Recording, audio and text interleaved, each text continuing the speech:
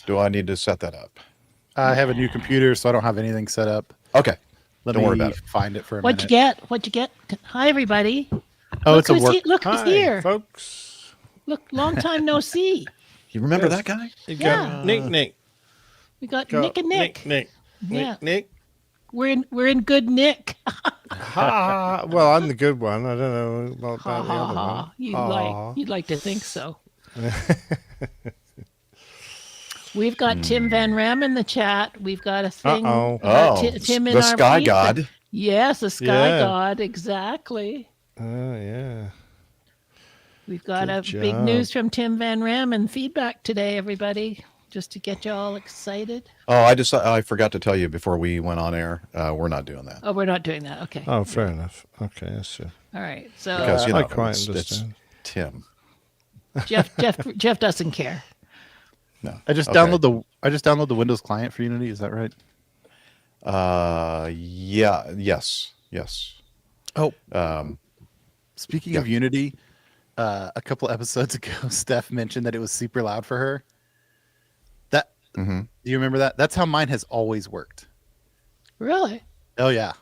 So I figured out a way to make it all go on one channel, so I can basically have like Unity in my left ear and then like StreamYard in my right ear because Unity's really loud. But are you able to like turn the volume down on Unity? No. I just One thing that we learned in the settings on Unity, I don't know if this is the case for you, Yeah. do not check the box that says enable echo cancellation. Yes. Do not. That's a button a pilot or anyone else should never touch. A podcaster or Any panelist Unity or host Unity should not user. push. Yeah. No. But now we've got Captain Nick on a very simplified Diet. audio. What have you got there? Another fidget thing? Oh, it's just one of my fidgets. I'm fidgeting now. I you're saw just so one that I fidgety. thought would be great for you. It's a like a cube that has a ball rolling around it, and you navigate the ball. Anyway, I think you could waste a lot of time on that. Anyway, happy day after That's a- Thanksgiving, everybody. The simple things for people like Captain Nick. Thanks for Indeed. sharing your leftovers with us. We're just your thanks. we're your podcasting leftovers. Thanks for taking a break on the Black Friday shopping. Is that still such a big thing? Do you think? I don't know if it's as big as it was years ago before online commerce. I haven't heard of anybody getting shot at it for a while. Don't you remember there a few Yeah. years people were getting shot because they were all looking for bargains? Yeah, so I think that's instead of doing that, they're shooting National Guard soldiers in DC. Too soon. Yeah. I mean, the ridiculous thing is Black Friday technically has no meaning up here at all because we don't have Thanksgiving on Thursday, right? But now it's been adopted up here. Now we have both Black Friday and Boxing Day, which was always our big sale day. So it's like sales from like November to mid-January. That's all it is. Well, down here with like internet shopping becoming so prevalent, it's not Right, now. like they start on Wednesday, yeah. and it's just Oh, they start before that. I mean, I get Yeah. emails for Well, 2 weeks before. Yeah, you get don't you get emails from anybody that you've ever communicated with for like the last 10 Yeah. years? It comes out of the woodwork. Yeah, I was sending Jeff some. Yeah, thanks. Look at Masha. Captain Nick Masha's said, saying, "Hey Jeff, Black Friday deal here. That's right. Would you buy this Yeah. from me, please?" yeah. No. Indeed. No. But look, Masha's I- saying in the you can, Netherlands, they definitely have no connection to Thanksgiving, and they have Black Friday now. Oh, indeed. Yes. Well, I was trying Crazy. to tell you that you could have got me on the show for half price on Black Friday. Oh, Oh, really? hey, that's great. Thank you. Yeah, I know. That's a But great deal. You didn't take me up on it. So You're worth sorry every about penny, that. Nick. You're worth every penny. You are. Well, You're it's- worth I only exactly get a what you pay penny, for. so- Yeah, we're all worth what we get paid. indeed. That's exactly right. Okay, so let's see. Let me get Nick's. Hey, Camacho, Intro. what's happened to the Chiefs? Did they lose that game? I did. I watched it Yeah, until they lost like the very yesterday. end. yeah. I mean, you guys know I don't really follow football, but I heard they lost yesterday, and they're 6-6 now. Yeah. That's not good. Nope. Oh, that's right. I did watch the end of it. Yeah, the Yeah, they're Cowboys actually they just- squeaked by. Yep. The first half of the year, they struggle a little bit with some of the receivers. They had a receiver injured and a receiver suspended. Good one from Van Ram. Jeff is such. Thank you. You're right. Yeah. He is. I am. Yeah. Apparently, nobody else got the memo, No. but I know why. Well, this is kind of black. I didn't send out a memo. Yeah. You're not good at that. Wah, You should have wah. asked me to send it out. There we go. Then something would have gotten done. Exactly. Um, You're right. so are Nash. you? I'm Oh, I do ready. see. Well, I don't know. I don't see Camacho yet on Unity. Are you still trying to set that up? I am. I need. Oh, the Info? credentials. You Yeah, know okay. what? Let's not bother. Okay. Sorry, mean- she doesn't want you on there. That's No, fine. I do, but it's just. Anyway. Go ahead. She doesn't think that I can do it very quickly. So, but she's probably right. It's just another rabbit hole Jeff will go down. What? Me? Yeah. What are you talking You. about? Yeah, you, buddy. Okay, Nick Camacho. Boom. I'm going to That's show you not how me. quickly Oh. I can do this. Your Okay. username is Camacho at airlinepilotguy.com. Okay. And I will not say your password on the air. I Really? will send it to you via. How discreet of you. You want me to do it on WhatsApp? Sure. Okay. Oh, now I see your message to me on WhatsApp. Sorry. Good thing someone else is paying attention. Well, nobody let me know that somebody was trying to message me. I have a lot going on. Got a lot going on. Yeah, right. There's a lot Yeah. going on here. You're right. Van Ram says today is Fat Day, Friday after Thanksgiving. Did that work, Nick? It says waiting to connect. Okay. Jeff is all dressed up because he is singing at a wedding this afternoon. So he's sort of spiffed himself up there. Interesting day to get married on Black Friday. Yeah, it is. I guess the family's They in probably town. got a good deal. Yeah. Got a Black Friday deal on the. Yeah, people church. people on the gift registry could have gotten a good deal if they waited till today to buy their gifts. Mm-hmm. And they always get a good deal to pay me for singing in their wedding. Yeah. You get paid the same as we do on I APG? get the same pay that you guys get. Same pay scale? Yeah, my pay scale Yeah. 0. But you did get paid recently for something, didn't you? For singing? for a wedding a couple of weeks ago. I was kind Nice. of surprised because I don't That's normally nice. get any kind of set. They must have just really been impressed with your voice, Jeff. I don't think so. Were you doing the announcing like "Please stand" that kind of stuff? Yeah, Oh well, they so I should have gotten paid more than everybody else because Exactly. I actually announced too, in addition to singing. exactly announcer bonus. Ladies and gentlemen, the couple would like to remind you to turn off all cell phones. The white zone is for. Tim Van Ram, choir members making tens of dollars. You're right. This is not working. Actually, in Jeff. this. Okay, forget it. We'll figure it out later. But I did put you. I mean, I did check the box for you to be on it, but It's not that Whatever. I don't want him there. I just knew it was going to be an issue. she doesn't want you on there. I'm thrilled Camacho's here. I miss him. He's one of the Okay, sane let's- people. Oh, who's What the does she other mean one? by that? Steffi, Oh, right. Okay. you two. Huh. Poof. Yeah.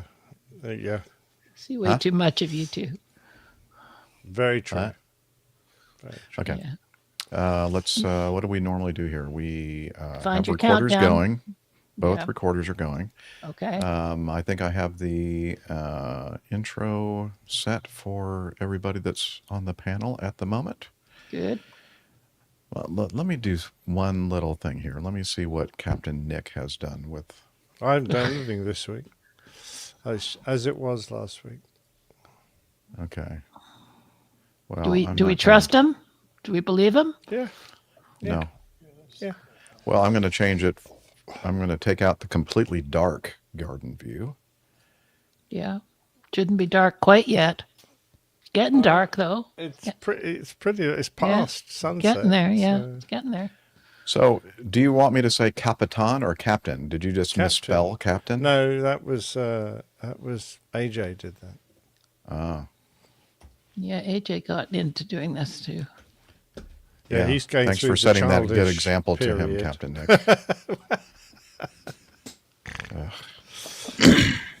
Okay. You had Very any good. snow in Wichita yet? No, it's actually been really nice Oh. until tomorrow. The winds are supposed to be like 50 miles an hour tomorrow, and then it's supposed to get really cold tomorrow night. How cold is really cold? Let me look. This will be Fahrenheit. This will be Fahrenheit. Just warning everyone. Down to 20. 20? 20. Yeah, is that below zero? Yeah. It's below 0 C. Yeah, 12. 0 C is 32. 12 degrees 32 below is zero in Fahrenheit land. I knew it was somewhere around there, but I didn't need to remember, so I hadn't committed it to my brain cell.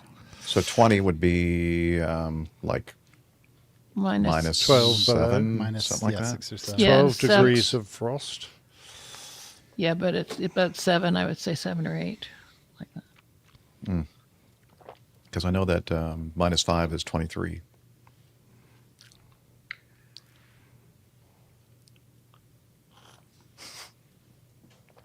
Okay. I think I might be ready. Let's see. Oh, is it's there minus anything- 6.6 actually to be. Ooh. So minus 7 was close. Well, it's If you yes, round if it. you round Ding, it up, ding, ding, ding, yes, ding. or round it down.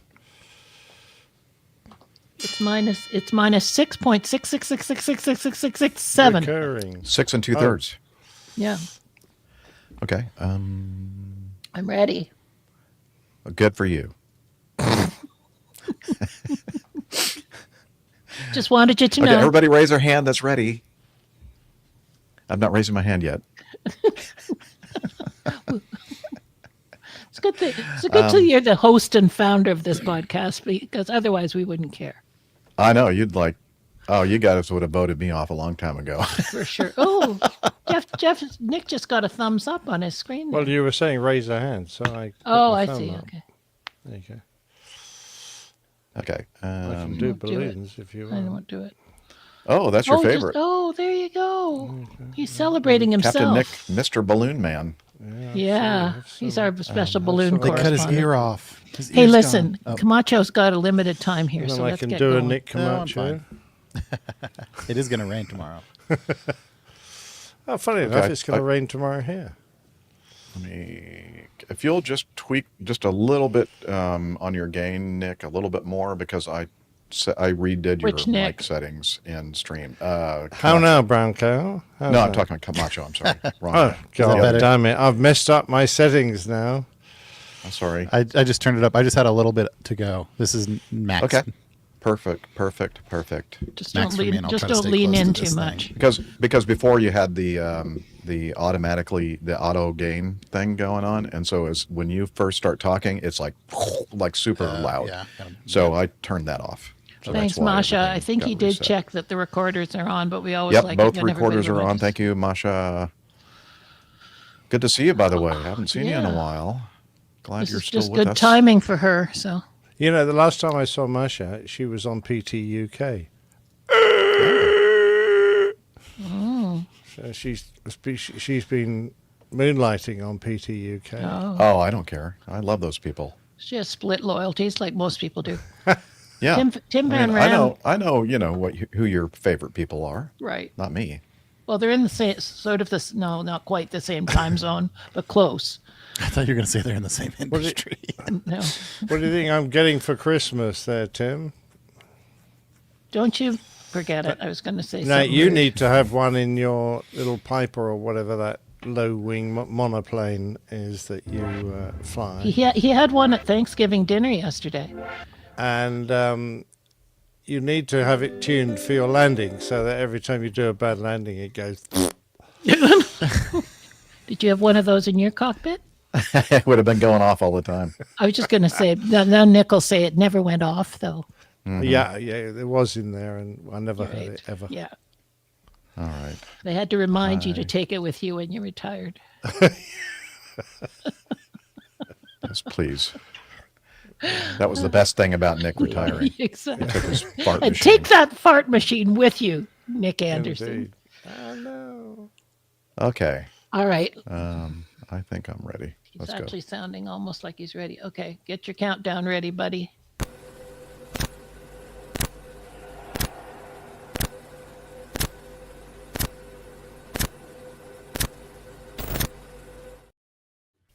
You're listening to the Airline Pilot Guy Show.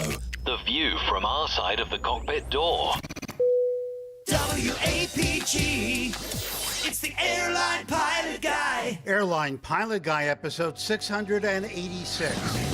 Yeah, he's up in the sky. It's the Airline Pilot Guy. Hello, you're listening to the Airline Pilot Guy show, the view from our side of the cockpit door, with your host, Captain Jeff, broadcasting live from APG headquarters in Roswell, Georgia. Today's show is recorded the week of November 24th, 2025. Yeah, he's up in the sky. It's the Airline Pilot Guy. Put your light and he's flying by. With the Airline Pilot Guy.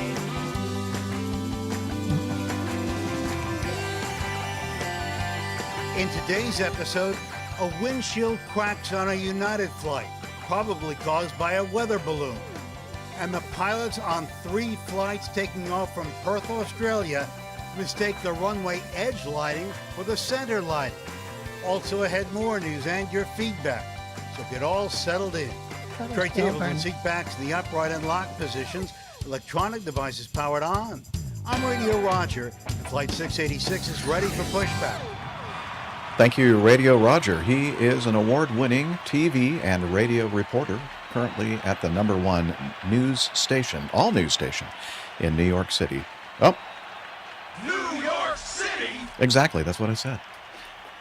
Welcome to the Airline Pilot Guy Show. It's an aviation podcast covering the latest in aviation news and answering your great feedback. I'm Captain Jeff, a former U.S. Air Force pilot and retired Delta Airlines captain. And joining me from his Garden View studio, in Hartford, Hereford, and Hampshire.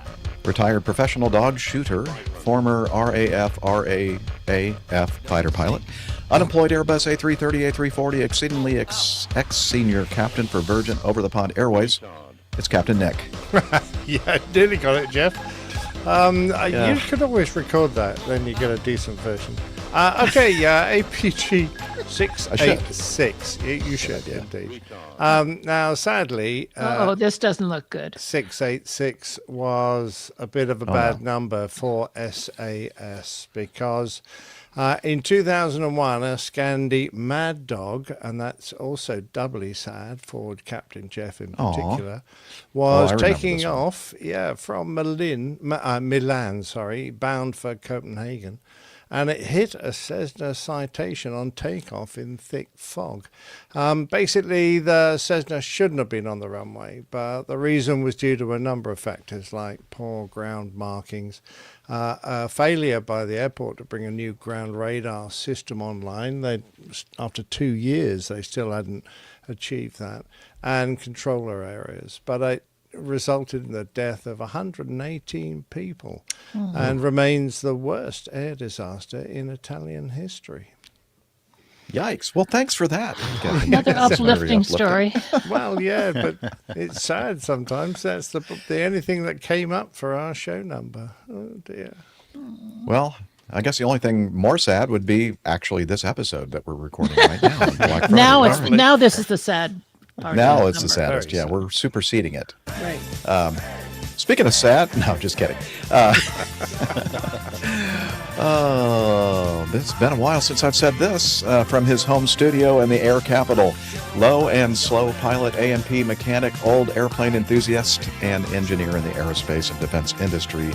It's the friendly, the loving, the wonderful Nick Camacho.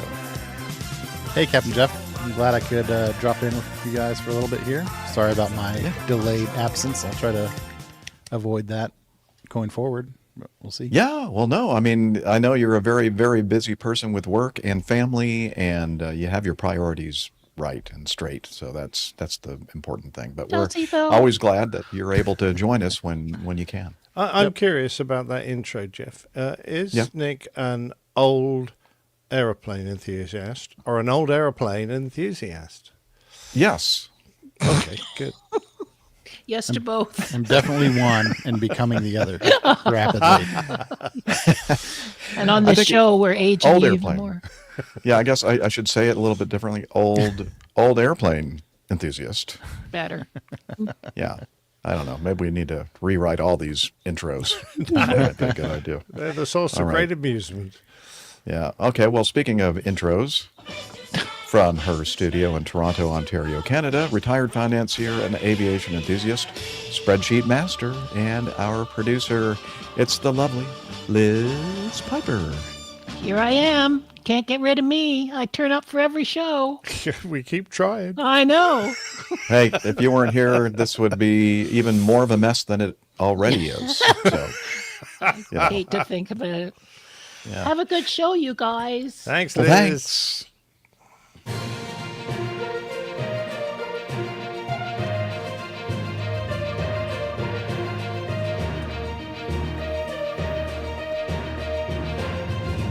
Yep. Stand by for news. Oh, goody. We have a lot of news items about, or news items and feedback about balloons. It's going to be the balloon episode because Captain Nick is here with us. Let's start a lot full of hot air episode, yes. The first item in our news today is a preliminary report on the incident involving a United Boeing 737-8 MAX. I should get this sound effect ready. A 737-8 MAX, registration 17327, performing flight 1093 from Denver to Los Angeles. They were at flight level 360. They were southeast of Salt Lake City when the crew descended the aircraft to flight level 260 and then subsequently diverted. The reason for that is because at flight level 360, they hit something. And we've already talked about this before in previous episodes, but now it's official. They have a preliminary report published by the National Transportation Safety Board on the 20th of November. So, I don't know, 8 days, a little over a week ago. They were at flight level 360, and the captain noticed an object distant on the horizon. Before he could mention the object to the first officer, there was a significant impact to the FO's forward windshield, along with a loud bang. The impact resulted in both pilots being showered with pieces of glass. The captain sustained multiple superficial lacerations to his right arm, and the FO was uninjured. Following the event, the crew coordinated with air traffic control, and they initiated the descent, diverted into Salt Lake City. Can you hear the blower, the yard people outside my window? Perfect. Thank you. Okay, good. I guess they're blowing a bunch of dead leaves around into different piles or something. As long as it's dead leaves, that's fine. Yeah, they're dead leaves. All the live leaves are still on the bushes and trees, but I can see some of the leaves now being blown by the power thing. So it's going to get louder because they're getting closer to my window here. Let's see. I'm going to give them a chance to. Can you hear that at all? No? No. Oh, there it is. Yep. I guess Yeah, I I just can had hear to it. reach a certain threshold before you could hear it. They Okay, call it the please wind move along, threshold. sir. Please move along. Move along. Thank you. They were here earlier today. They had to, well, they said, hey, you know what, Joe? What? Yeah, that guy, who records the show. Let's come back in like an hour. Well, while he's doing while they're recording the show. Okay, that's a good idea. Come on. Well, while we're waiting, we can make some Yeah. jokes about blown. Getting blown? Getting blown? Blowing- Yeah, well, this is blowing not as things? enjoyable for me as I'd hoped. Leave me alone. Oh.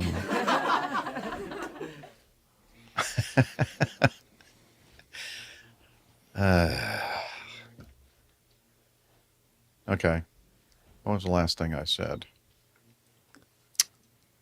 Yeah. Okay. I think I said the last thing was that they diverted into Salt Lake City. Okay. Everything was okay on the airplane. The cabin pressurization remained stable, except for the broken windscreen and the injured arm of the captain. He went ahead and took care of himself with some first aid and, bandaged it up. Let's see, what does it say? He initiated self-care to clean, sterilize, and bandage his wounds on his arm. And then the captain subsequently resumed pilot flying duties for descent and landing. I'm thinking, I think I would just let the FO fly the darn airplane because I'm injured. Anyway, whatever. Flight was vectored for an ILS approach to runway 16 left at Salt Lake City, blah, blah, blah, blah, blah. Okay. After the event was reported, data was requested for the position of weather balloons, any other aircraft, or any known re-entry objects that were large enough to have significant portions survive that might have been in the area of the collision. You'll remember that initially the captain thought it was some kind of debris from outer space coming back into Earth's atmosphere, but turns out that this company named Windborne Systems Incorporated reported that they lost contact with one of their global sounding balloons, their GSBs, that was in the vicinity of the airplane at the time of the accident. The global sounding balloon was launched from Spokane, Washington. This is interesting. At 11:29 Mountain Daylight Time on October 15th. The balloon traveled south from Washington, down through Oregon and Nevada before turning northeast and was crossing through Utah at the time of the accident. They did put a notice to airmen out that the balloon operations at Spokane, pardon me? Yeah, a bunch of garbage. Yeah, so, well, in this case, this NOTAM was kind of garbage for this United flight at 36,000 feet over Utah because the NOTAM expired, I think, like the day before the incident, the collision.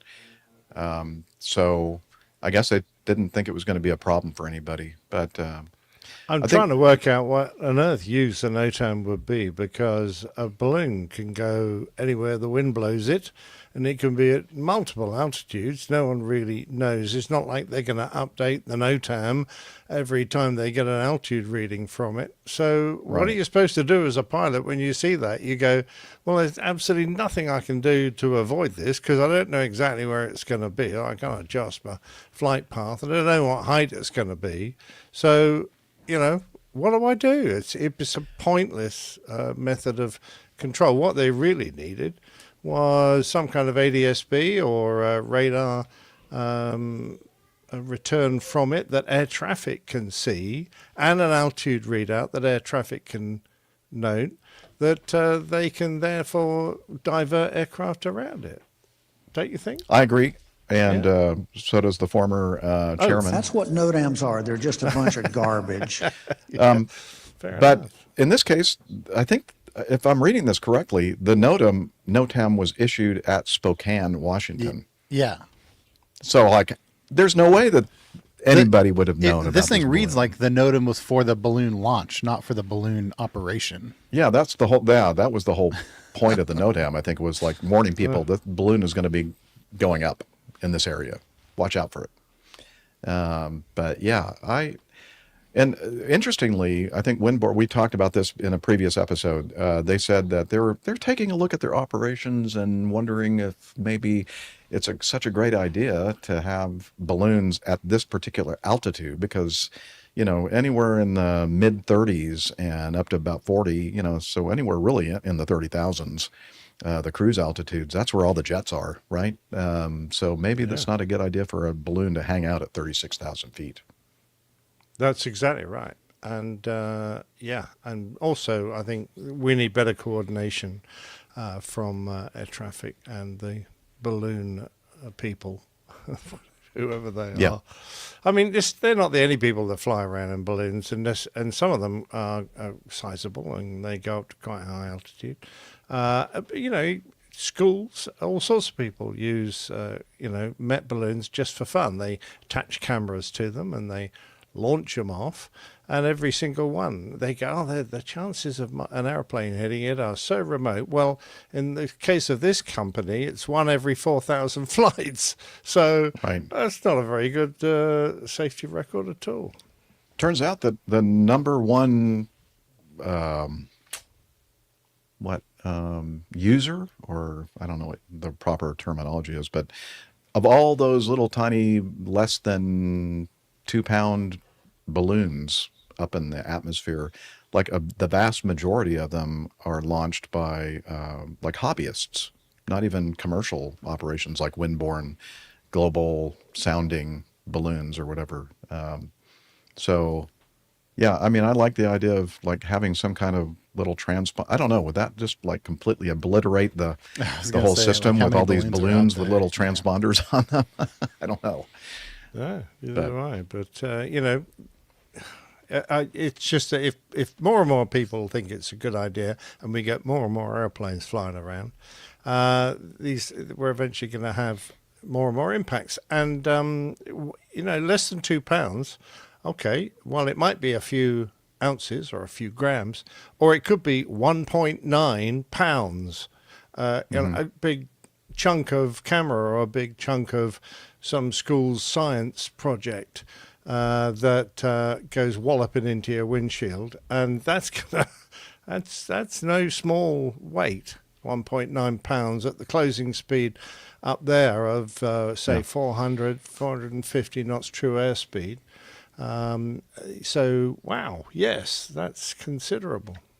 That could definitely have the potential to ruin your day. Yeah. I'd be curious what drives them to fly at 36,000 feet, because it seems like, like Is you it said, the trop?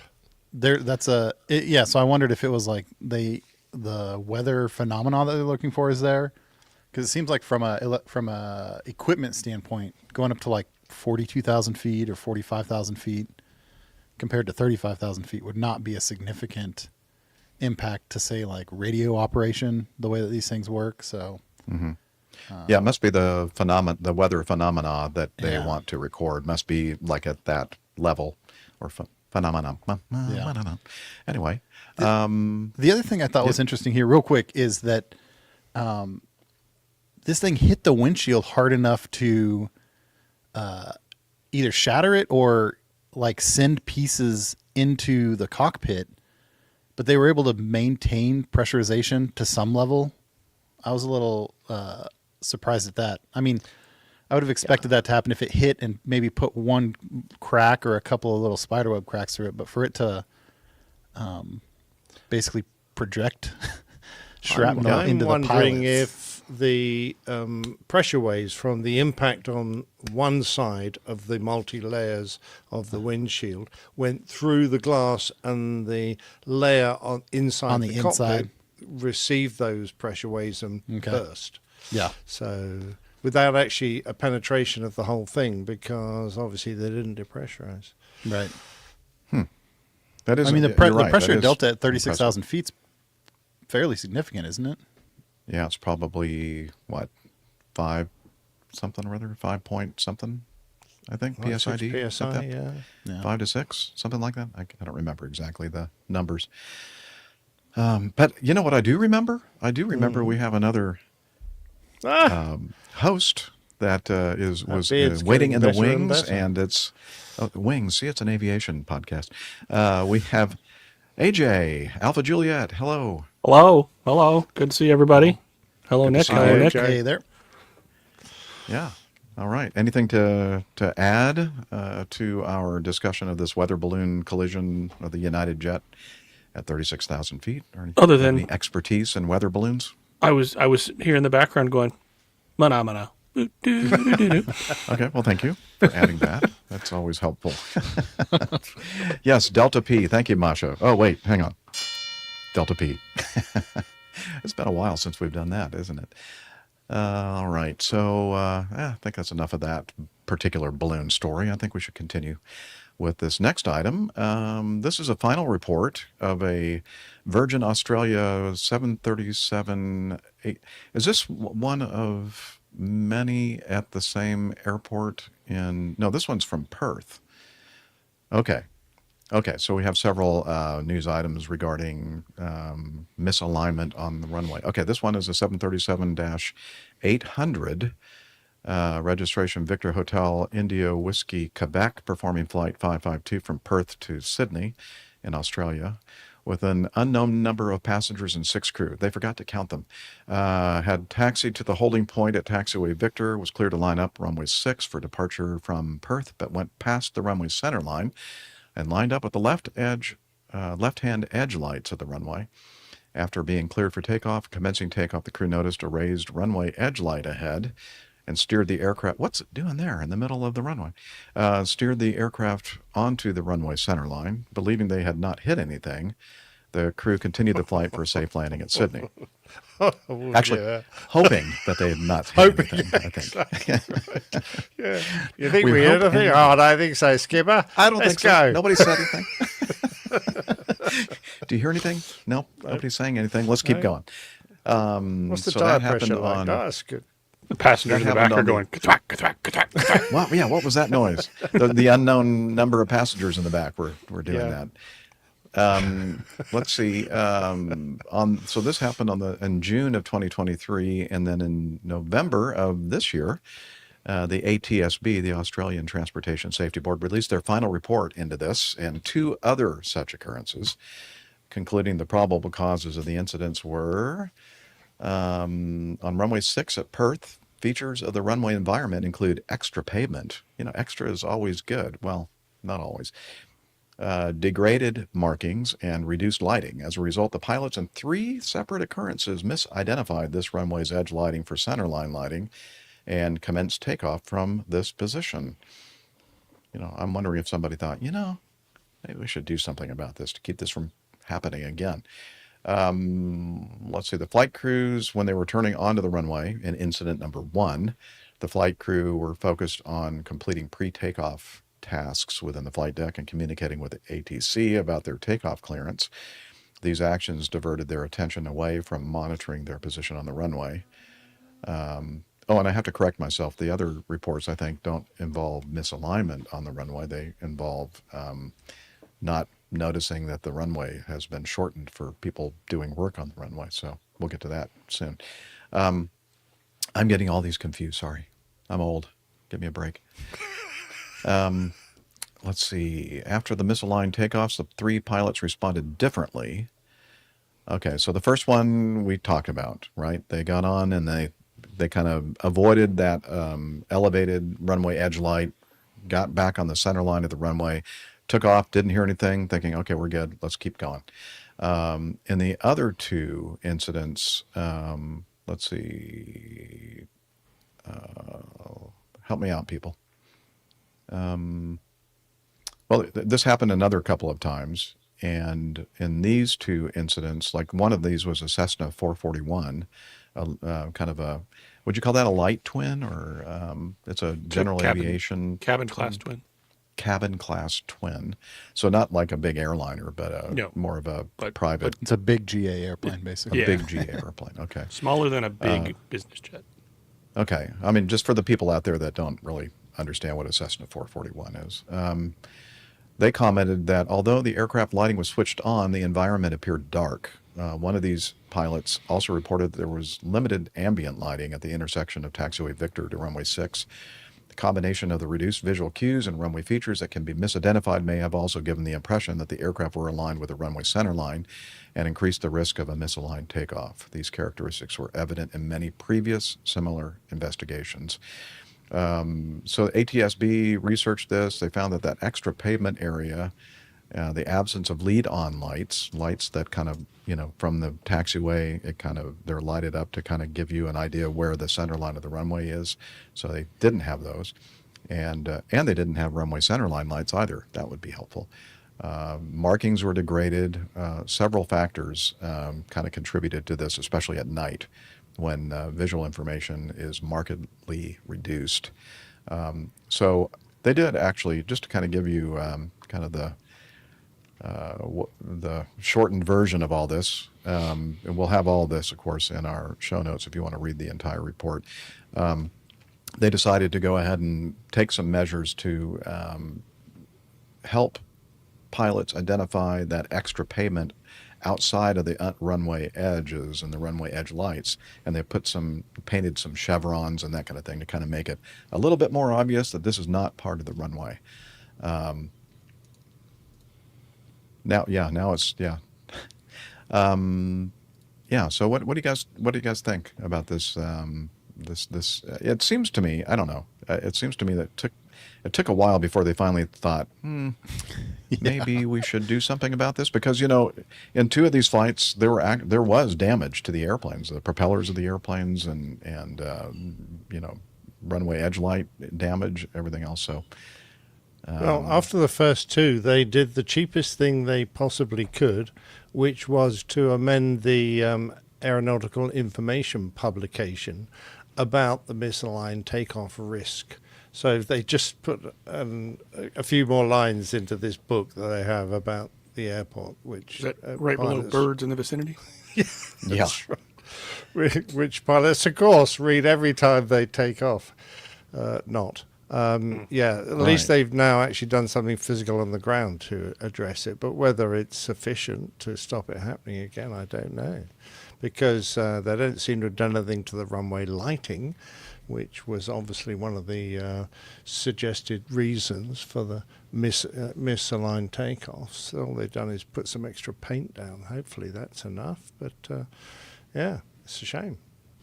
Yeah, I agree. It is a shame, because I know it's expensive, though, even the painting was probably expensive, but actually going in and putting in the center line lighting or the lead-in lights to the center line of the runway, that's not cheap. So, well, and the other thing about runway lights in general is that they're very directional, and they're designed that way on purpose. A lot of the lighting systems around airports are designed to be viewed very clearly from a specific angle, and as soon as you start getting away from that angle, they become rapidly less and less visible, and some of it's done that way on purpose, and some of it's just kind of a nature of the beast. So when you're pulling onto a runway, perpendicularly, it can be very difficult to not, if they're not raised, if they're the inset down in the ground lights, if you're not looking directly along their path, it can be very difficult to actually see those lights even on the other side of the runway, and that's 150 feet away. So you look left and you see the first row of lights, and you're like, center line, got it.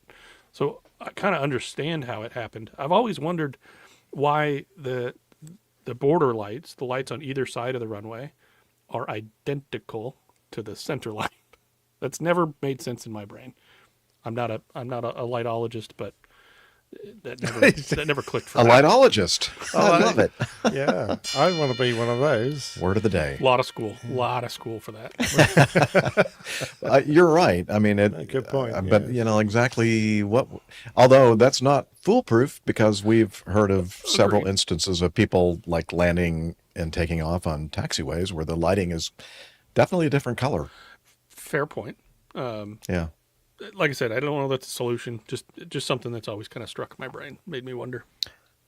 Yeah, I agree. There must be some solution to differentiate the center line lighting from as far as the color of the lighting. I know that the lighting itself is a little bit different, but Yeah, the hardest thing about that centerline lighting, especially if they're raised centerline lights, is like avoiding them, like keeping from hitting them while Especially you're when you have taking off little or itty bitty landing. tires like me and Nick do, and it's not like a boom. It's like a oh ow. Okay, I found the center line. Yeah, we're on the center line for sure. In fact, that's usually a little joke I remember saying, and probably many people out there who fly have done this before, that land on runways that have centerline lighting. And by the way, the actual centerline lighting is usually displaced by like a foot or two from the actual real centerline where the paint markings are. But when you land and you have your nose wheel on the center line, it makes a little bit of a noise and little thumping, and there we go. Yep, nailed the center line.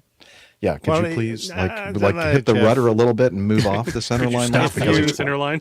If you really nail the center line, then there's no noise at all because the true. lights go between the two nose wheels. Ah, well, that's the way Captain Nick did it all the time, right? Well, I never heard that noise ever, so it must be true. Oh yeah, Tanya's saying that she's heard this announcement while she's on board an airplane. Is there a lightologist on board? Yes, please identify yourself to the flight attendants. Bring your light. Yes. Yeah. So that center line issue is easily resolved in general aviation because a lot of times you're taught to offset from the center line as a GA airplane because it makes you easier to identify amidst all of the runway environment lights, which I think is code for you're a student pilot, so let's give you a reason to just kind of end up wherever you want as long as you stay on the runway. I love it. Excellent. Yeah. Right. Just like when you really plant one down when it's a little bit wet, you go, well, that's, they tell us that they want a nice firm touchdown landing. when there's, moisture on the runway. That's why I slammed it on. Yeah. It's amazing how the runway's always wet when I land. I don't know. Yeah. All right. Okay. Let's continue with another final report. They're very busy over there in Australia publishing their reports. It must be the time of year, right? This incident occurred also in 2023, September 18th. This one at Melbourne, and it was a Bamboo Airways Boeing 787-9, registration Victor November Alpha 819er, performing flight 83 from Melbourne to Hanoi, Vietnam. They were departing Melbourne's temporarily shortened runway 34 when the aircraft rotated past the temporarily displaced runway end. The jet blast affected people and objects in the working area past the displaced runway end. Australia's TSB opened a short investigation into the occurrence, stating several unserviceability lights were damaged by the jet blast of Victor November Alpha 819. Melbourne Airport stopped the works, requiring a displaced runway threshold and pending investigation. Okay, so that was back in 2023. And let's see, there was a preliminary report that they issued in December. And in that preliminary report, they were talking about the fact that they did publish a NOTAM, and a couple of them actually, mentioning the runway shortening at certain times of the day or night. And even on their automatic terminal information service, their ATIS broadcast, made mention of the fact that there was this shortened runway operation going on at the time of their takeoff. And what was interesting in reading this, and again, it's quite a long report, and we're going to have this in the show notes for you to read, but it's to me, it was very, I wouldn't say entertaining, but it was interesting that in normal we talk about NOTAMs all the time and how they're just like so many of them out there, and it's really hard to understand which ones are really, really important, like the one that says that your runway is going to be considerably shortened for your takeoff, and the fact that if you really want some information, like important information like that, you should put it in the ATIS broadcast, which they did. I have to mention here and stress But sometimes air crews, and in this report they talk about the fact that, like for instance, this paragraph, during post-occurrence interviews, the pilot flying and pilot in command recalled that they recognized the ATIS version changed from Oscar to Papa at this time, but they had not accessed the information. They indicated that their expectations around this ATIS change were normally to do with QNH or wind, the pressure, the altimeter setting, and winds, and that any important change in the information would have been directly communicated by ATC rather than the ATIS information.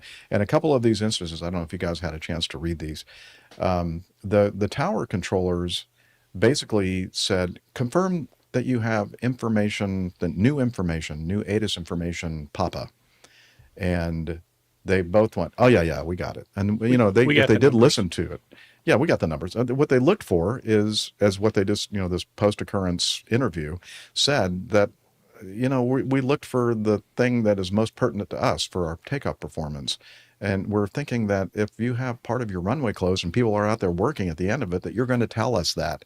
But instead, in all these instances, the controllers just basically said, confirm you have information. Like, it's like they're trying to get them to understand that there's a potential safety risk happening right now. But instead of actually saying it, like, oh, just want you to be sure that you got the information about the runway closure or the shortened runway. It's in the latest ATIS information if you need the actual numbers for your performance data. The other thing that was interesting to me was that the dispatchers in different airlines, in different instances, they didn't bother checking to see if there was any problem with performance regarding the runway closure, nor did they convey that information directly to the pilot crews. And I'm thinking, come on, this is like secret squirrel stuff. Like, we're not going to tell you that there's something that could potentially ruin your day and cause great carnage and injury and perhaps death. So another ATC portion of that is that in the U.S. especially, and I believe in Australia as well, that when they give you clearance for takeoff on a runway that's been modified or changed, they give you a clearance for runway 34 shortened. They specifically say the word shortened in your takeoff clearance, and that gives you a clue if you didn't know about it to go, yeah, like what? Define shortened. Because this was not an insignificant reduction in the runway. It's 30% plus. They took 1,600 meters out of it. So, I mean, that's a lot. I think in one of these instances, like over the area where they were crossing, the men and women working on the runway was only like 5 to 10 feet or something. I mean, very, very, very little clearance. That could have been a disaster had it been. I guess that's the craziest part to me is they had people actively working on that runway section. I would have thought that they would try to limit it to, after hours or close the runway at night and do the work when it's not an active runway. True. But even if you have the knowledge that the runway has been shortened that much, it is kind of odd to me that they wouldn't close the entire runway to work on that area. Yeah. So there were two events, weren't there? Yeah. So after the first time this happened, I can't believe they didn't beef up the announcements or the information level so that this couldn't happen again. But obviously it did. So I'm going, you didn't do a very good job of correcting any doubt about the fact that this runway has work in progress ongoing well enough for the second aircraft to avoid the same issue. So, it's a bit like these three aircraft lining up on the side of the runway. It should only happen once, and you then, oh, for heaven's sake, we need to fix this so it can't happen again. But when it happens twice, or in the case of the Perth airport, 3 times, you go, well, what's the matter with you guys? Right. Yeah, I found the paragraph regarding the flight dispatchers for both flights had accounted for the reduced runway length in their takeoff performance calculations, but did not highlight this information to the flight crews. Additionally, in the case of, I think the 737, the dispatcher included a misleading crew briefing note that indicated there were no significant NOTAMs for the departure. Huh? Ouch. Yeah. Having said that, it all comes down to basically the flight crew know they're supposed to go with current information. They know they're supposed to read their NOTAMs. So they don't really have a leg to stand on. But there are lots of mitigating factors in there. Yes. I think just the expectation that if something, this is serious, as Camacho mentioned, or AJ mentioned, I forgot who now, that's like a third of the runway that they're closing. And Closer to half. yeah, and that's, and it's, to me, it's clear that the air traffic controllers knew that this was significant, and that's why they kept saying, confirm you have the latest information, Papa? Like, that tells you that there's really something dangerous going on and you should take into account for your performance data.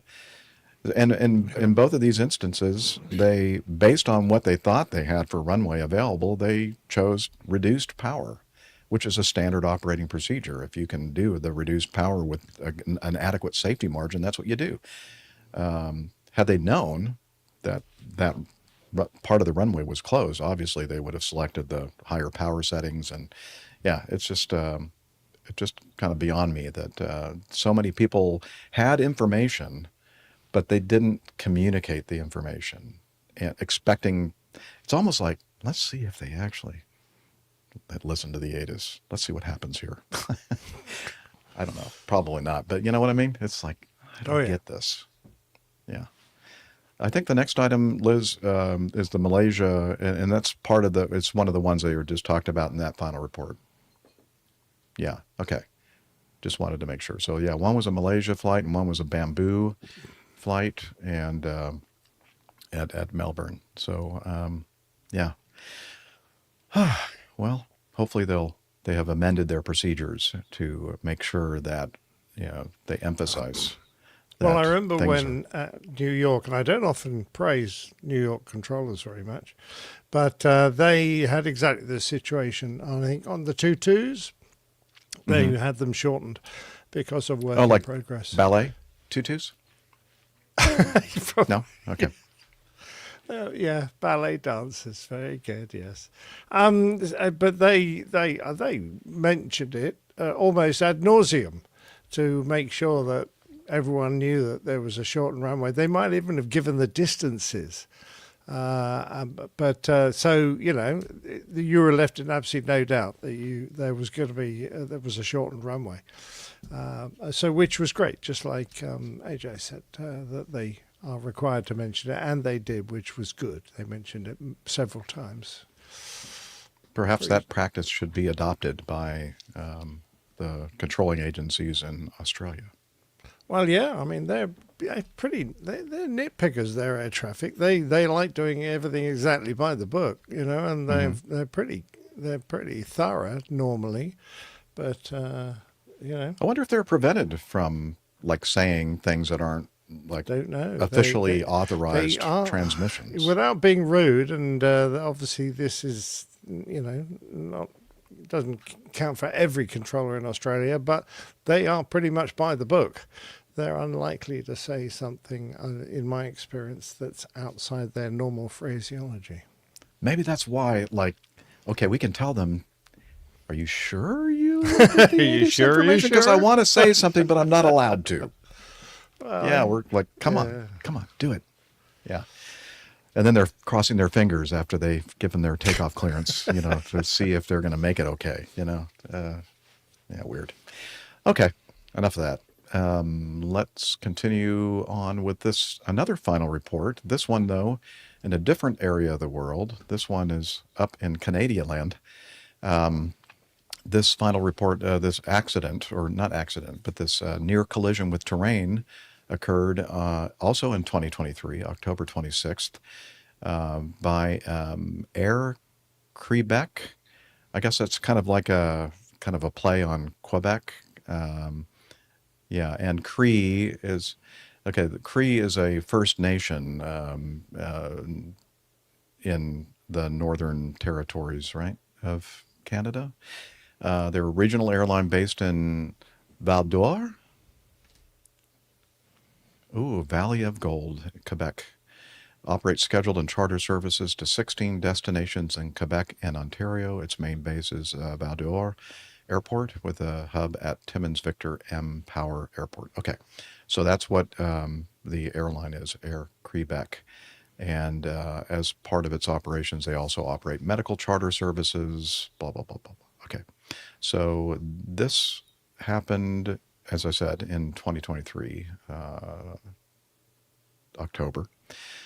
And they were flying from Chisasibi,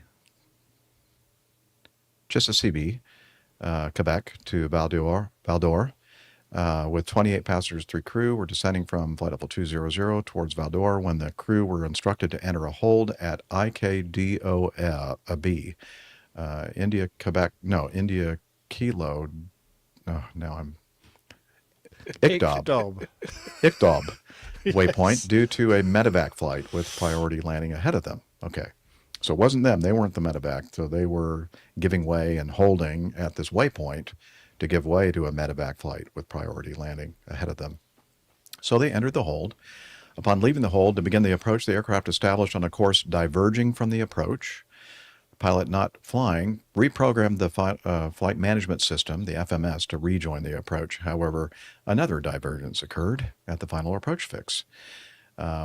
TAWS, which is Terrain Avoidance and Warning System, TAWS, issued a warning prompting the crew to go around. So that was something internal on the flight.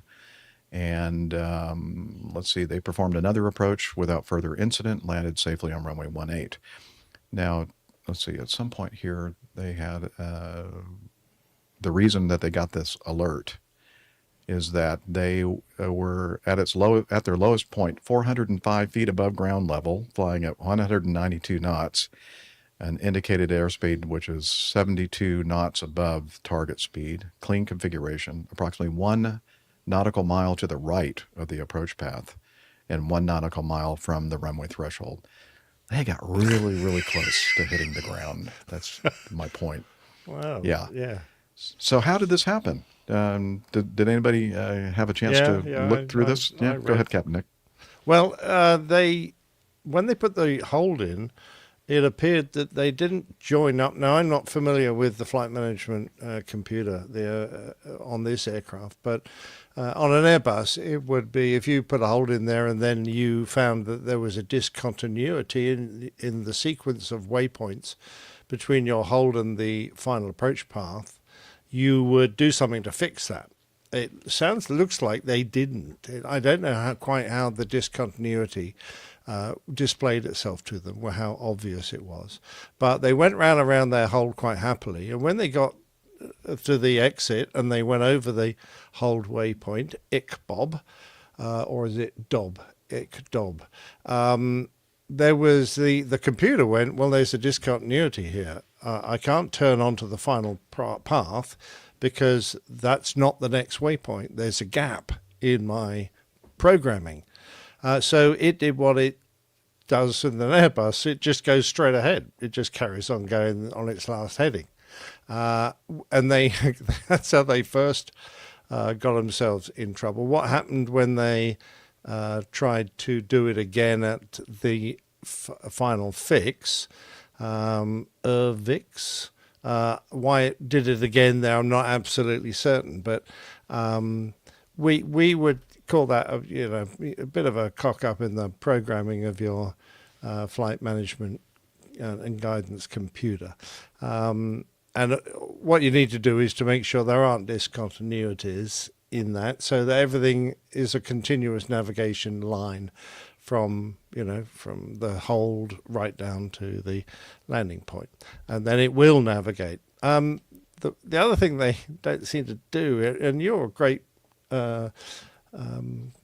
suggester of this, Jeff, is that when the automatics let you down and they don't do what you expect, regardless of what airplane type it is, you turn the damn thing off, you take manual control of the airplane, and you manually fly your approach with the guidance that you've got available to you, which they obviously had because you can see there is a line there that they should have been flying, and I'm sure it was displayed somewhere in their nav gear. They so click it off, take control, get the speed under control, start your descent, and line yourself up, and away you go. And if you want to, if the other pilot has got a spare moment to reprogram and take the error out of your FMGC, then fine and bit, you can re-engage nav and off you go. But they got themselves into a bit of a faff trying to fix the box, such that they completely neglected to configure the aircraft. They got the speed way out of control, really, because they're around 190 knots, incredibly fast for that type of aircraft. And they hadn't configured the aircraft. They hadn't put gear and flaps in the correct positions. So they were obviously task saturated at this point. So when that starts to happen and you start getting close to the ground, and they also bust their stabilized approach criteria because of their enormous speed discrepancy, and I'm sure because they weren't configured. That's the point at which you go, I think it's time we threw this away, sorted ourselves out, and had another go, which is eventually what they did, but they left it way too late. You know, when you're getting that close to the ground and it's really not going right, you're only a few seconds, 30 seconds away perhaps, from having making this the end of your career because you kill yourself and your passengers. Your life. And yeah, exactly right. So reminds me of that old saying, "Missed it by a mile." Exactly, and they actually did. Indeed, yeah. It's amazing that they didn't crash, and as Captain Nick said, they got so focused and distracted by trying to fix the box that they kind of completely forgot about all the important things. Flying safely. I'm sorry, Liz, you're kind of breaking up.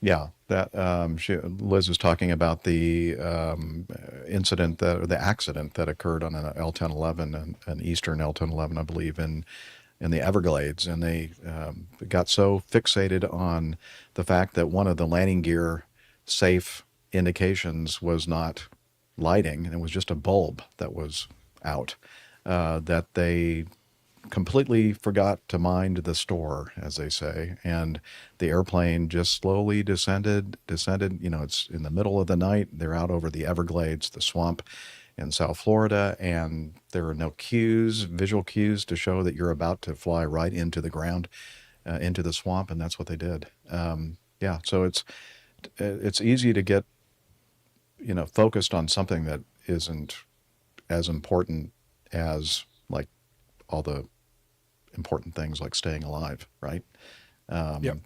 We should Initial and recurrent training on the flight management system did not enable the flight crew to recognize the particular subtleties of the system programming, causing a discrepancy between the flight crew's expectations and the aircraft's behavior, and causing difficulties with in-flight programming, all leading to a delay in completing critical flight actions. In other words, again, what we just said, they got so like, how do we fix this box?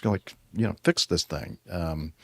Instead of just saying, let's turn all this stuff off and get our heads out of our arses and let's fly the darn airplane, or let's just get away from the ground right away and try this whole thing again. But, the thing that was the setup was the fact that holding pattern that they were told to hold, that fix, also was on the approach itself. And so that's where the whole thing got confused, because they thought, oh, that's that holding point right there. Hold at this. As soon as they instructed the box and the autoflight system to start the holding pattern at that fix, it went, okay, well, the rest of that approach now doesn't really apply. And anyway, there's a lot more detail in the report, which we'll have in the show notes, that including the displays that they would have seen, and what Captain Nick was alluding to, the fact that, in the primary flight display and the course guidance and everything else was there. They could see that. So they had what they needed to fly the airplane on the approach, but they just wanted to have the autoflight system do it. The whole, I think we could come up with like an APG mnemonic for this. like, fly the airplane first, program the system, and then if you need to, like, talk to somebody, right? So fly. I think fly, program, It sounds talk. way That too sounds- simplistic. No one will ever remember that. Somebody write that down. I think we can make some money on that. I'll keep workshopping it. I maybe come up with some better words. I noticed a short thing under the findings as to risk. It said, if cockpit voice recorder data are not kept after an incident or accident, it may not be possible to identify and communicate safety deficiency and learn possible lessons. So I'm guessing they didn't pull the circuit breaker on the voice recorder after this. That never happens. Shocked by this Well, development. I'm just saying, come on, guys. We're all big boys. It's pretty obvious you effed up. You're just compounding your errors now by trying to conceal it by not preserving the voice recorder data. Hey, nobody's going to know. Don't worry about it. You're still breaking up, Liz. I don't know why. Your signal is... Oh, you don't have the Ethernet. No, well, because, yeah.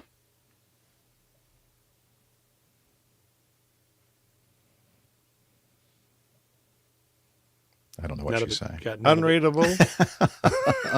You're unreadable. Okay, we're standing by.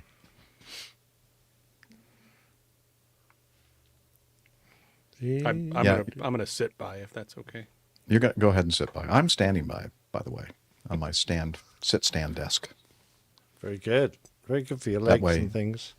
There's more of a chance that I'll stay awake during the recording of the show if I'm Get standing. one of those little miniature treadmills, and you could do a walking show. Yeah, that's not me. So I will. So that's the thing. I will admit to you guys and to the 6 people that we have on Black Friday that I actually forgot the show was this morning. Oh. And I was all ready to blame Liz because I was like, I put the stupid APG calendar on my calendar, so I knew it would be on there, and it wasn't on there. And then I went and looked on the computer, and it was It's there. on there.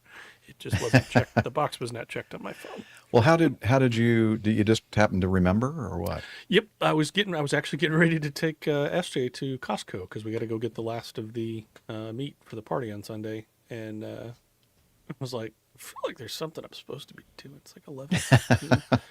All right, we can go get pizza and ices at Sam's Club. This will be good. Okay. Friday morning. What was I supposed to do? Oh yeah. Well, it's interesting. Before you showed up, Liz was saying, "Well, I thought AJ said that he was thinking that he was going to be able to join us, but he wasn't absolutely sure. But he would follow up and let her know or something." I felt like there was normally a different amount of or some substance of conversation on the chat group that leads up to a show that reminds me that maybe we should we're start doing recording. that. Well, Hey, just a I'm not- reminder to everybody, we have a show coming. I'm soon. not even saying that. Is that this is totally my fault, but just there always is a little bit of a different tone. Some comments are made about preparation or something, and it just kind of reminds me that. Well, there was We can hear you now, Liz. 430 messages between when we said we were going to do it and now. So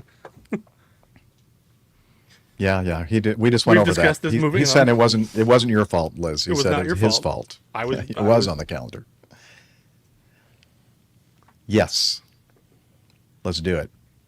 All right. This last news item is about this is sad, a 737 that was forgotten. It was a 737-200, like one of the originals. I mean, it's an old one. In a remote corner of Kolkata Airport in India, a Boeing 737 belonging to Air India sat decaying. The Star Alliance carrier, which was privatized 3 years ago with the sale to Tata Sons, and Singapore Airlines this week took steps to sell the airplane, which has been grounded for over a decade. According to multiple media outlets, the Boeing 737-200 cargo-configured aircraft was forgotten about. The new owners of Air India were only recently notified of their ownership of the abandoned aircraft, which prompted the airline to trace the plane's origins and history.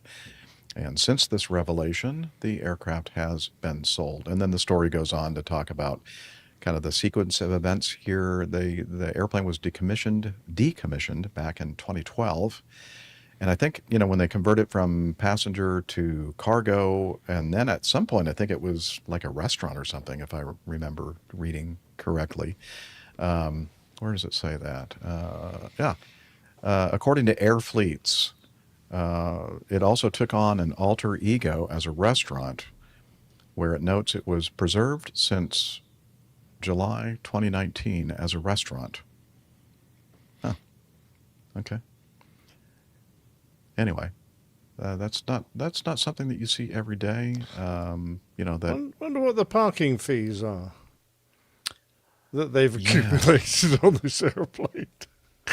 You would think that they're, like, I don't know we don't own that. Yeah, I don't know. It's not our problem. No, it's in pretty bad shape.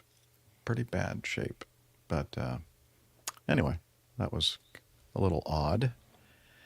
Okay, time to do the getting to know us, I think. Here we go. I'm looking forward to that. Getting to know us.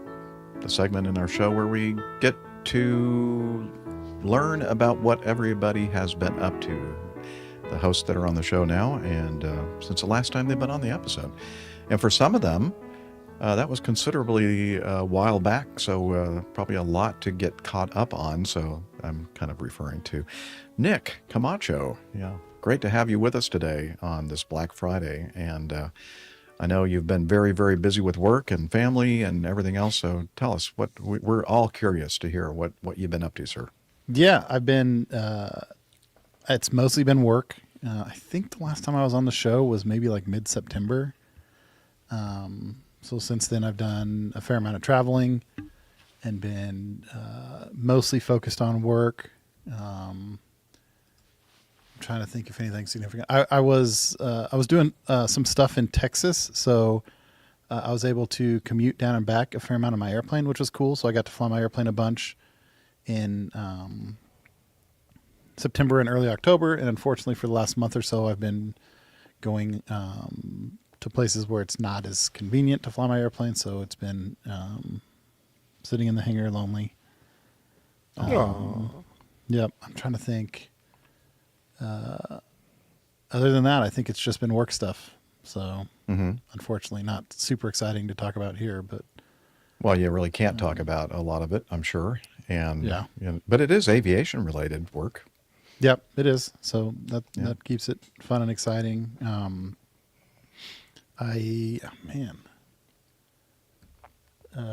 Let's see. We did just have Thanksgiving. I had some family come up from Texas for Thanksgiving. It was actually pretty exciting or pretty fun. My son just started playing the trombone, so he is at the point where they start band in school. And so he selected the trombone, and my brother-in-law, who lives in Texas, is actually so I have a sister and a brother-in-law who live in Texas, and both of them are music educators. My sister is a bassoon.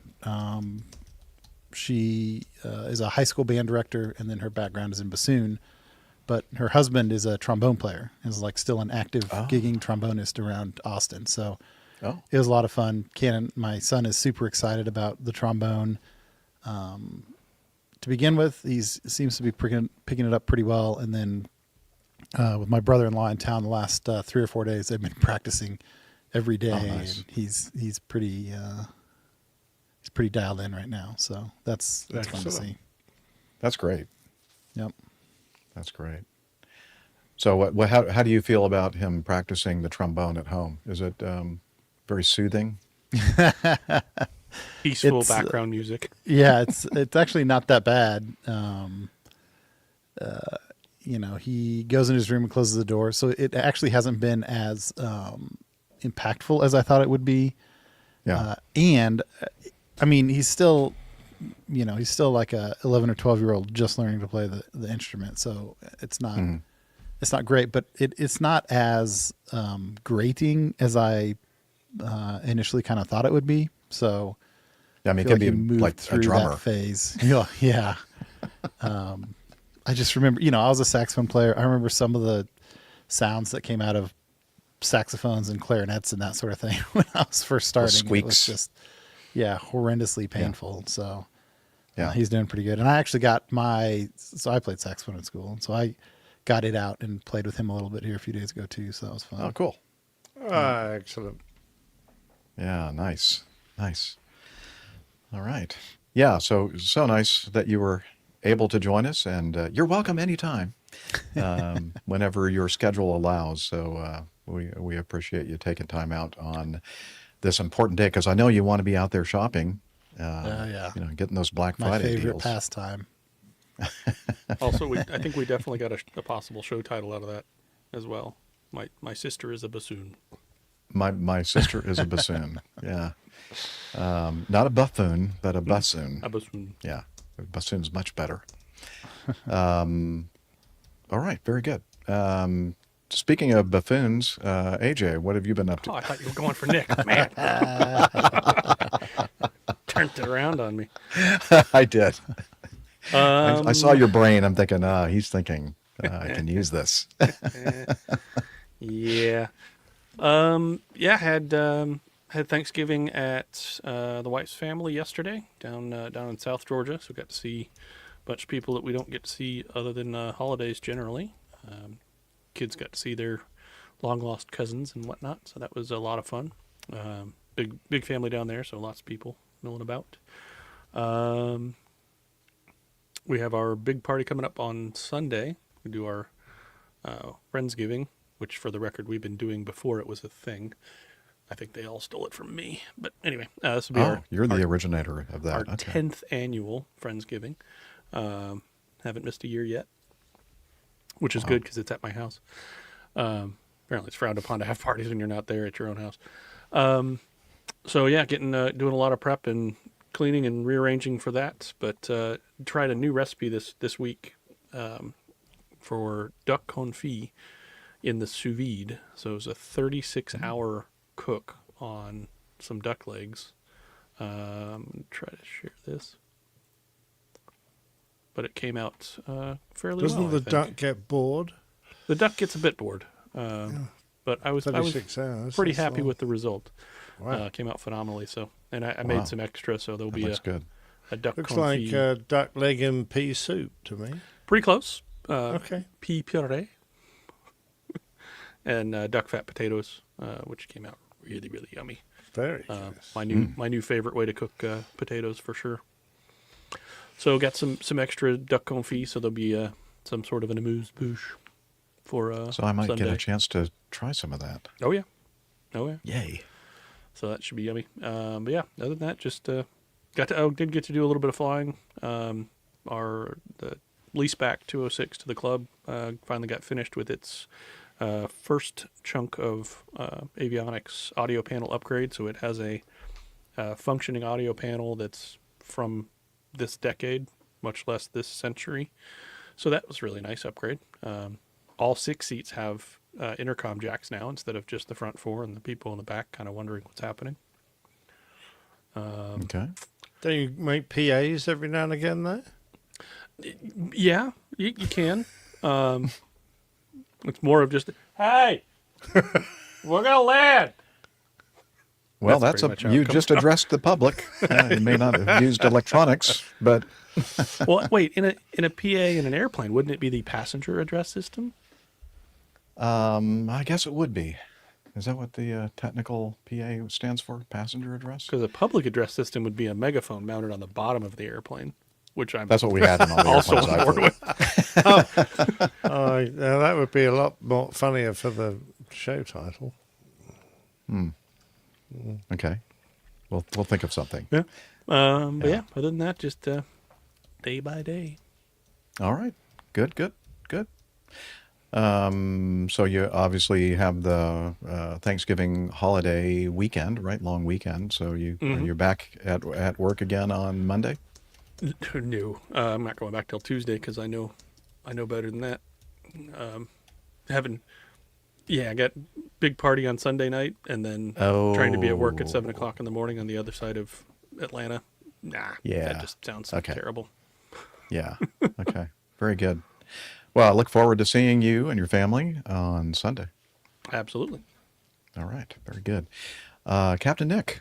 Hello, sir. Yes, sir. How What's have you happened been? in the last week? Not a lot. I've been no, just an ordinary week for me. Nothing special at all. So no, and nothing special coming up really. I've got a few meals away, including the next instalment of Captain Al's Curry Night. Except that we're going to, I mentioned this last week, going to PF Chang's in middle of London, so I don't think it's going to be a curry. Anyway, I'll probably bring some audio back from that next week. And that's it really. So can I go on to the artwork? Right. Well, Absolutely. we've got a pretty little bride there, which I In a assume nightie. this is the morning after. And After the wedding. Uh-huh. yeah, exactly right. Yeah. Her newlywed husband is flying Yeah. away in that airplane. Gazing out of the window at this airplane That's it. that's doing quite a steep climb. And the show title, I decided, we had a few nice suggestions like African Airport Community Corrections, No Terms Aren't a Bunch of Garbage, and Congo Cursing. But the Up and Down Like a Bride's Nightie was by far the most popular one in my household. So there we are. It's the bride. And now, you see, when I woke up the next day, I thought I was referring to the approach that 737 had done, a stepped approach. You remember? I don't know if it was a 737. It might have been something else. Mm-hmm. A stepped approach. And I was thinking up and down like he didn't fly a very level approach. But actually, it was when I was me going up and down a ladder, apparently, fixing a light and dropping all my tools and having to go up and down like a bride's nightie. Anyway, that's beside the point. If you were looking for the bits and bobs, then yep, we got them all on one picture there. So look closely at the bottom of the bride's nightie, the neckline. Well, it's the back line. It's not the neckline, isn't it? At the bottom near the buttons. Can you see the She's tattoo a there? dedicated I fan. love that tattoo. Yeah, there's a little, there's a nice APG logo tattoo the bride has. And on the left side of that bit of the nightie, going up, up. She has embroidered the show number. There you Wow, go. that's dedication. Indeed, she's a very dedicated bride. And, of course, there on the letter T is our jackass, who's a bit of a voyeur, I think, for this, looking at the bride. Naughty penguin. Shouldn't be allowed. Yeah, I thought it was quite moody. pretty, actually. But, Yeah. yeah. Love it. No, I don't think it's her husband leading her. I think she's just watching the airplane go up and down. Yeah. Husband's gone off Okay. to get her a Starbucks and bring her coffee in bed, you know?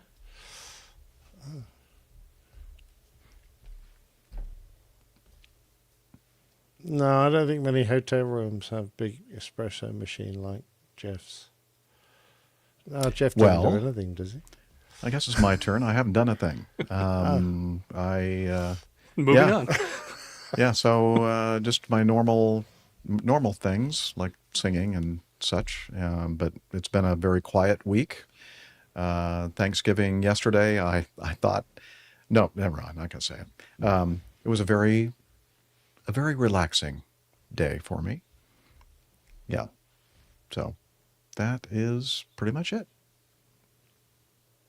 Coffee Fund. Yeah, we can talk about the Coffee Fund. We don't have any new contributors, but we do have our, I guess we could hit the button that here. I'm waiting for the Coffee Fund jingle to be played, and then I realized, oh yeah, I'm the one that has to do that. Here we go. The Coffee Fund. Johnny, how much more coffee? No thanks.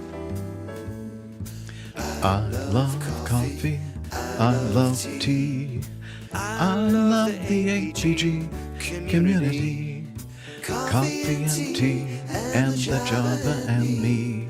A cup, a cup, a cup, a cup, a cup. Oh yeah, the Coffee Fund. It's your way to support our show financially if you'd like. No requirement. I mean, we do this for free. We do this because we enjoy talking with each other every week about mostly aviation stuff, but other things as well. But if you would like to give us some encouragement and keep this thing going, this train on the track, for as long as possible, you might consider, if you have the resources to do so, by giving us a little contribution. And if you're so inclined, we have a couple different ways to do that. One is called the Coffee Fund Classic Method, which is just basically a PayPal donation page where you can do a one-off or two-off or whatever kind of every once in a while contribution if you'd like. Several of you have done that in the past, and we do thank you for that. And we do have a handful of people that use that as a recurring method for giving contributions to the APG. So we thank all of you for your continuing contributions using the Coffee Fund Classic method. The more common way to make a recurring contribution is to become a patron of the show via Patreon. All that information you can find on our website, airlinepilotguide.com/coffee. We hope you consider joining the Coffee Bar Club. You'll be glad you did, and we will too. Yeah. Wow, for some reason that went shorter than I thought. I thought I had more time to talk about stuff, but apparently not. You think I should do some feedback? Yes, please. All right, here we go.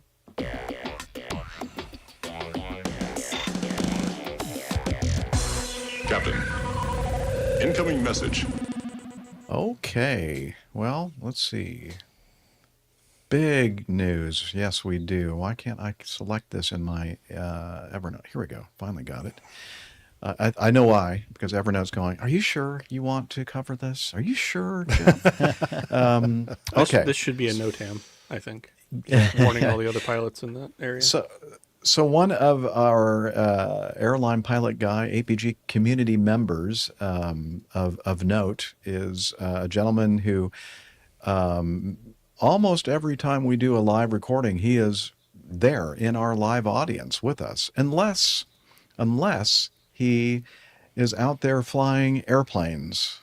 And so he informed us not too long ago that he is a student pilot, and he was telling us all about that, and that was exciting, kind of listening to us thinking, hey, if these idiots can fly airplanes, I know that I can. And he's right. So he said, count me as a student pilot that has learned the very basics of aviation and successfully soloed.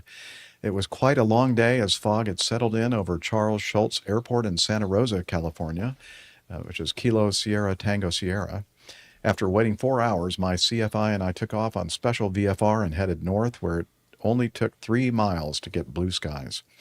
I did 3 takeoffs and landings at Cloverdale, then 3 of the same, all by my lonesome. Yay! Okay, well done. He's a soloist. Yes, he's now officially a pilot. I can't help but notice the look Good on job, his Tim. CFI's face in that picture, though. I wonder if it got stuck like that during the flight. Yeah, we're showing some pictures that he included, which we'll have in the show notes. There's Tim and his flight instructor. Yeah, the flight instructor is looking kind of like queasy, isn't he? Yeah, I'm not Bit sure. worried. Right. That is an interesting expression for sure. Yeah. Okay, so he said, I did have to pause for 5 minutes so a few jumpers could land, but otherwise no other traffic. With CFI Phil back aboard, we headed back to Santa Rosa with a special VFR clearance to land. Wouldn't you know that as soon as I cleared runway 14 at Alpha 4, the tower announced VFR conditions. I'm including pictures of me with Betsy, his 1967 Piper Cherokee, and his wonderful CFI, certified flight instructor, Phil Ponzo. I'd like to thank Phil for his patience and instruction for getting me to this level, and my biggest cheerleader and partner in Betsy, Susan Hollander, for having given me fabulous support and even suggesting that I could do this. More to come.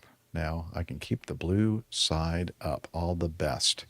And he also included some video. So we're gonna pause for a moment for me to play it the old-fashioned way,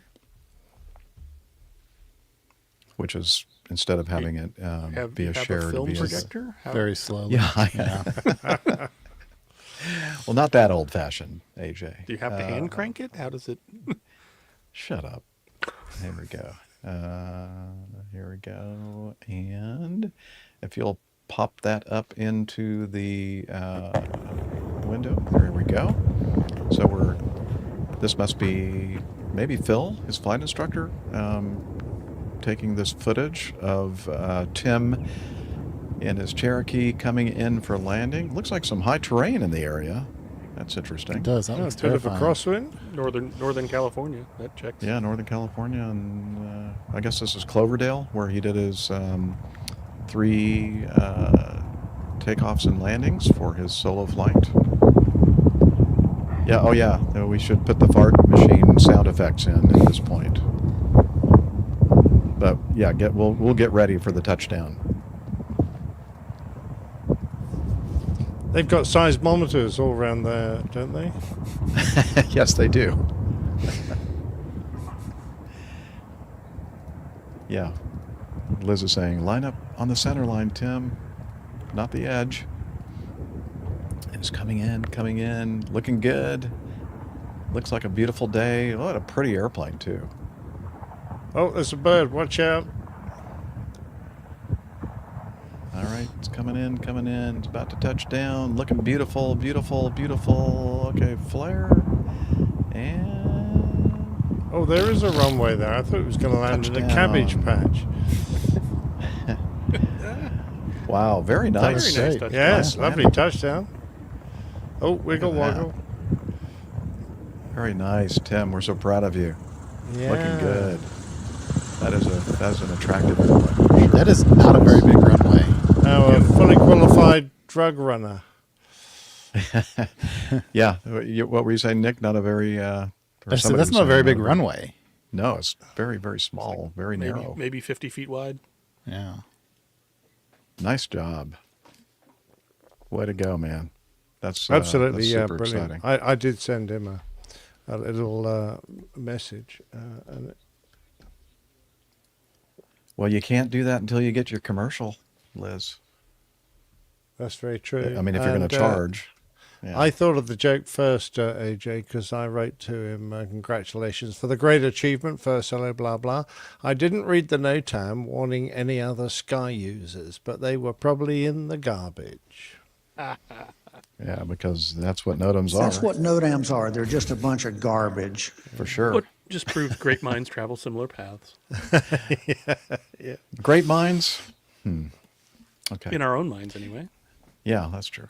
That's true. Anyway, so that was very exciting, Tim. So thanks for sending in that great news. And yeah, since we've been holding this piece of feedback for quite some time, I have to, let's see, I have to remove that video from, oh, I just realized I never actually got anything set up for Keynote. So let me open up my Keynote. Then I have that video somewhere in here. Here we go. So let me share this play. And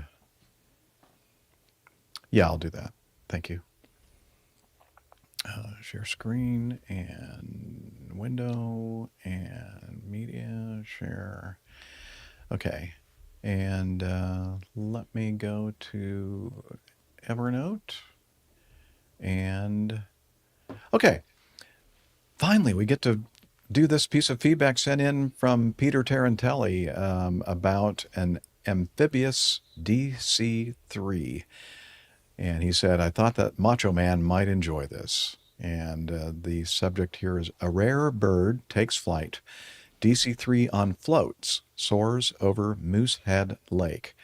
The anticipation in the air was palpable as a crowd gathered at Greenville Municipal Airport in Greenville, Maine, on September 5th, 2025, to watch the world's only DC-3 on floats take to the skies over Moosehead Lake. Once a popular attraction at Greenville's International Seaplane Fly-In, it's now a rare sight to see the old bird in the air. Eric Zipkin of Connecticut skillfully piloted the giant warbird over its old stomping grounds during Greenville's 51st International Seaplane Fly-In and said with a smile after a technical but successful landing, "We're good."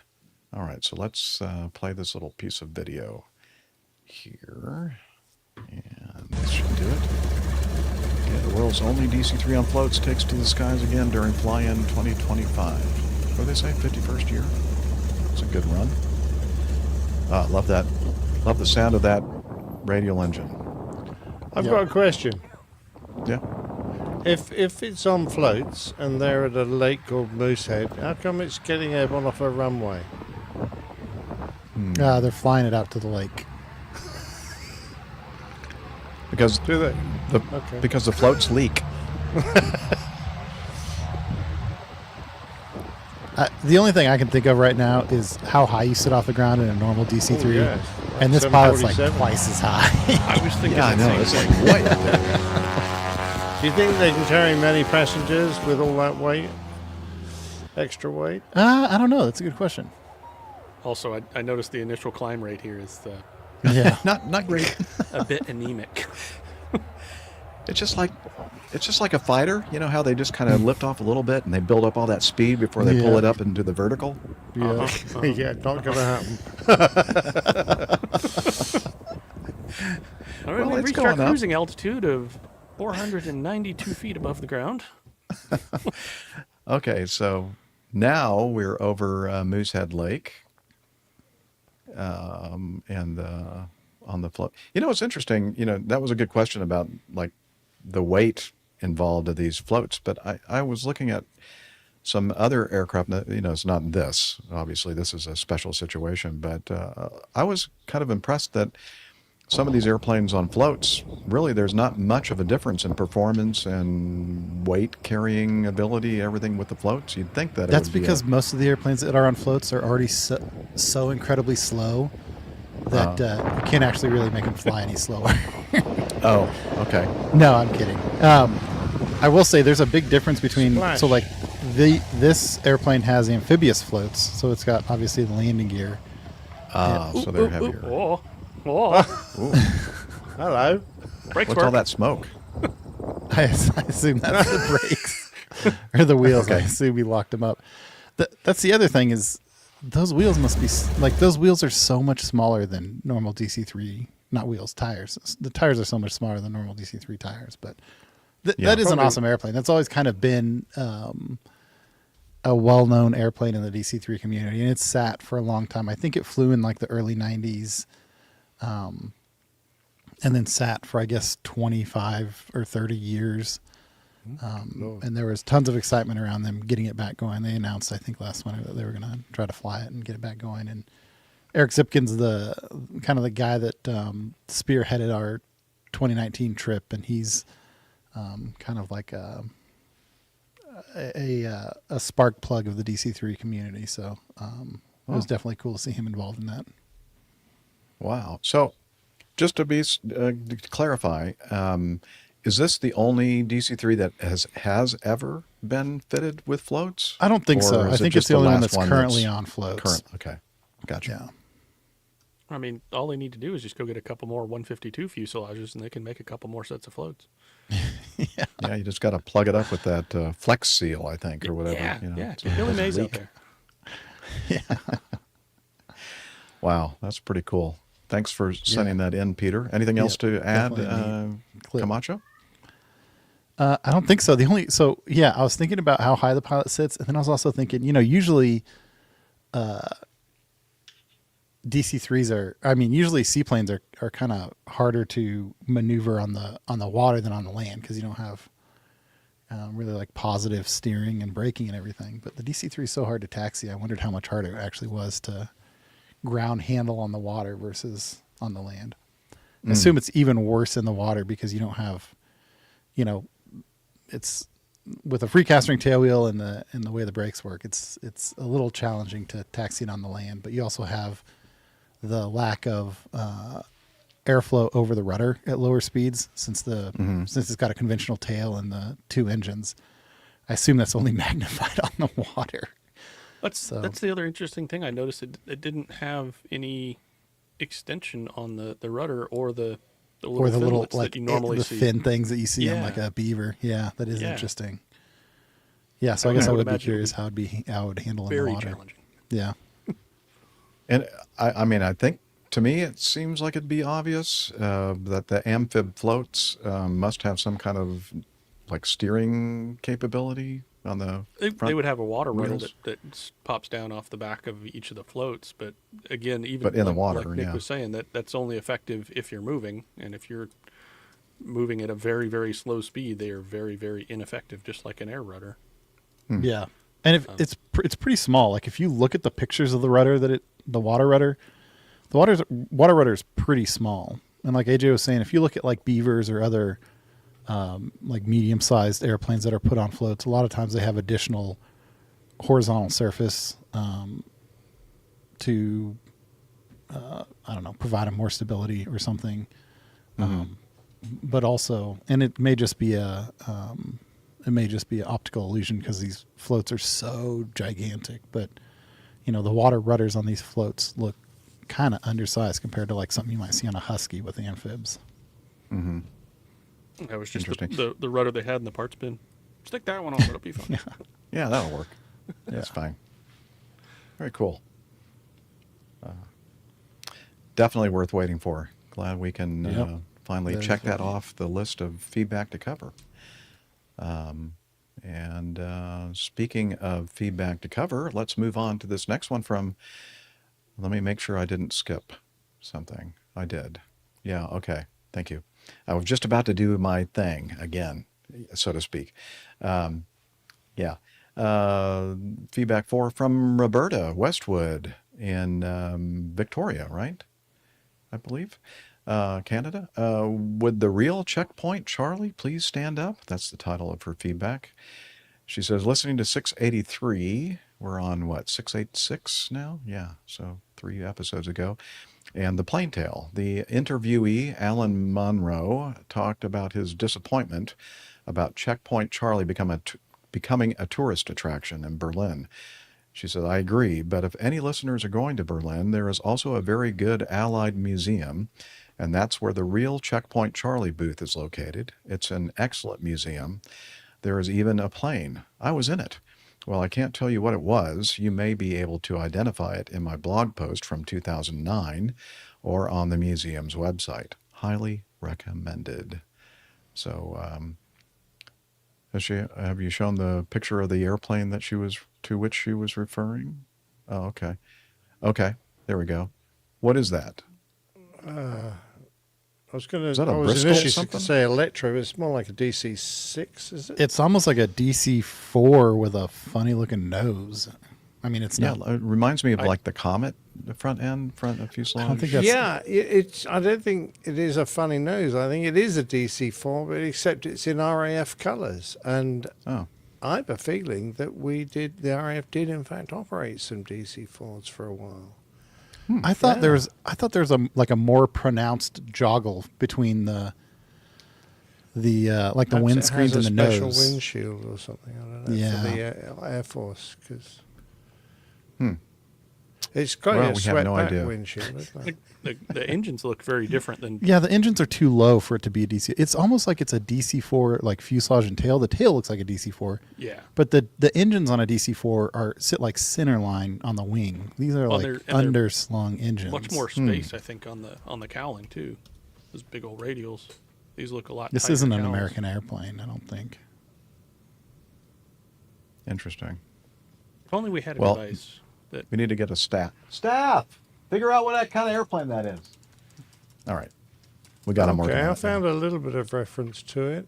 It was the Air Force. My Air Force had a few of them as a VIP transport. It was very short-lived. In the 60s, it was used as a general workhorse. DC-4/C-54 never operated in this livery. It was possibly operated by Air Atlantique afterwards. No, that's about all I've got on that one. But you're making the assumption that it is a DC-4 that we're looking at in the picture, though, right? Yeah, I am. Yeah. I just don't think it is. I don't want, man. The last thing, Yeah. and last thing in the if world it's I not want to do is DC-4, get what an is it? argument with Nick. I don't know. I don't think it's an American airplane. You got? Oh, really? Yeah. So Yeah, Google DC-4 and look at how the engines intersect the leading edge of the wing. Oh, that's a bit complicated for me. Well, where's our help? Where's the help in the live chat room? Like nobody is. Yeah.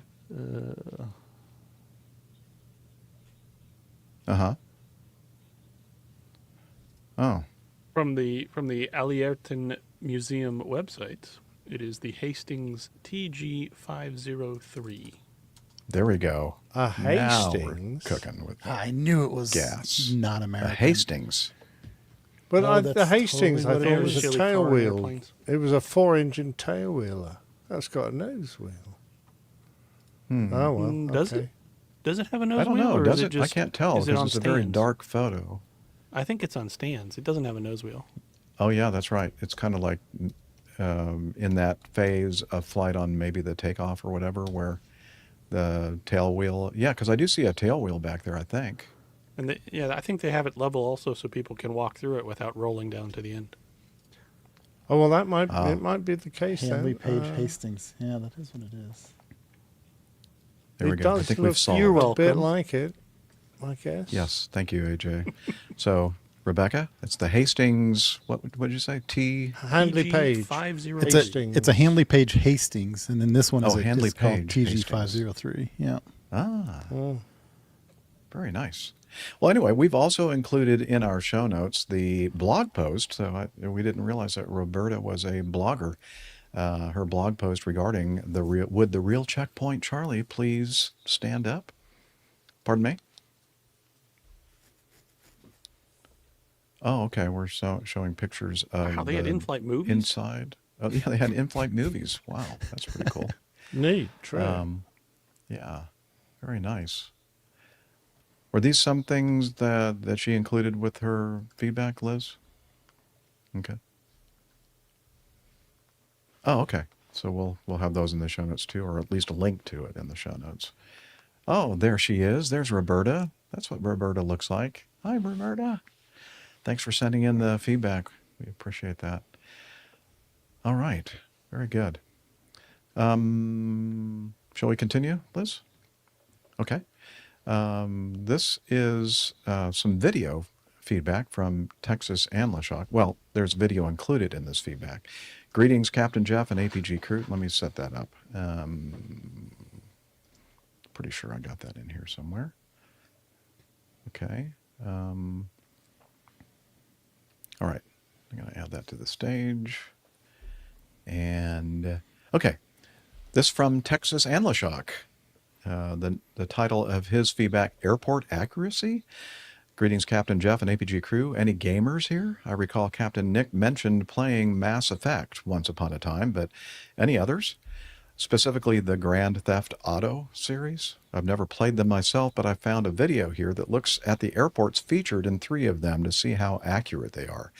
What follows is a curious example of the more accurate they seem to make them, the more glaring the mistakes become. I'm not sure if that's the Dunning-Kruger effect specifically, but it's in a similar vein, I think. A case where their efforts to be accurate only serve to highlight what they get wrong.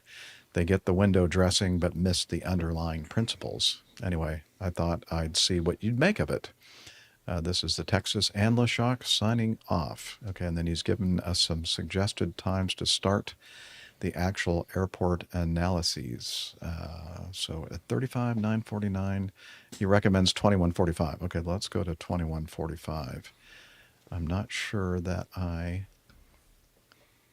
was ready for that. Right behind me is a single piece of signage that you can find at the airport in Grand Theft Auto 5. At first glance, it looks totally fine, but it's not. And it's just one of hundreds of overlooked details across 3 huge airports spanning all 3 mainline Grand Theft Auto games that we're going to be investigating today in order to determine if any of these iconic locations are even remotely realistic. We're not Okay, so that's kind of the intro to his video and what he's going to talk about. And I'm going to scroll it over to 21. Welcome back, Liz.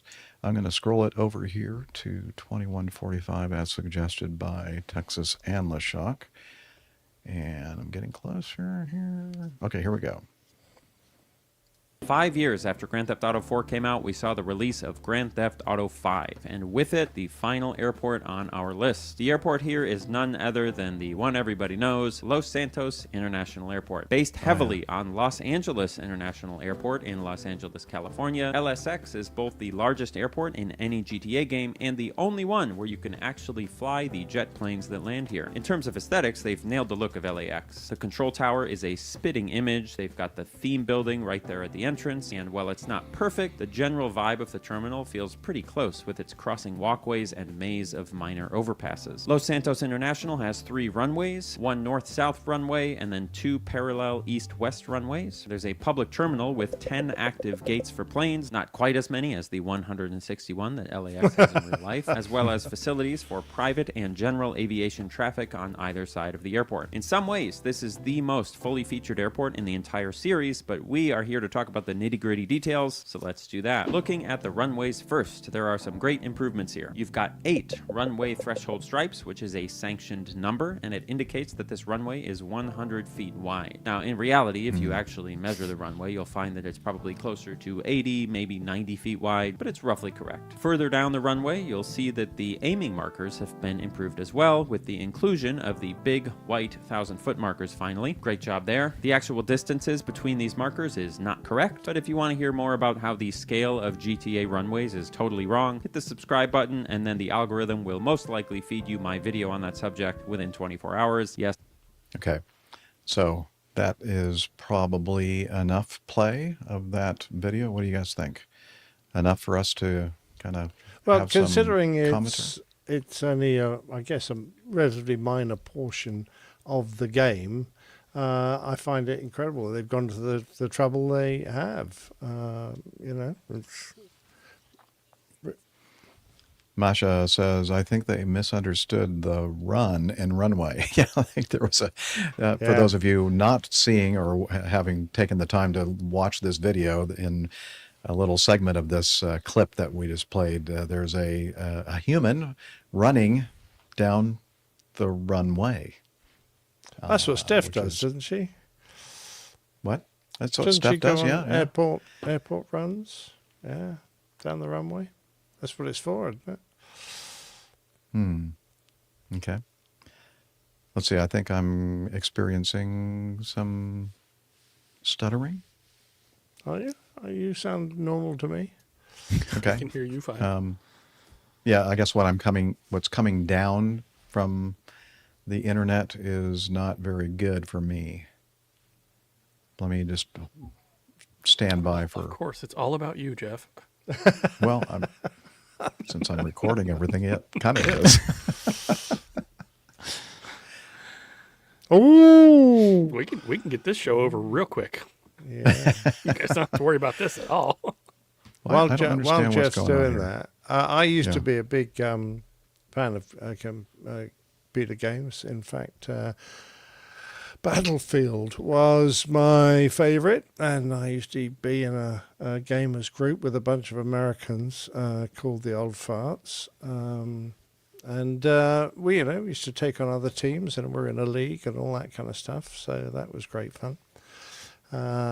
And in fact, I think we went on from Battlefield to Battlefield, whatever, or then Battlefield, a futuristic version, and I can't remember what they all were now.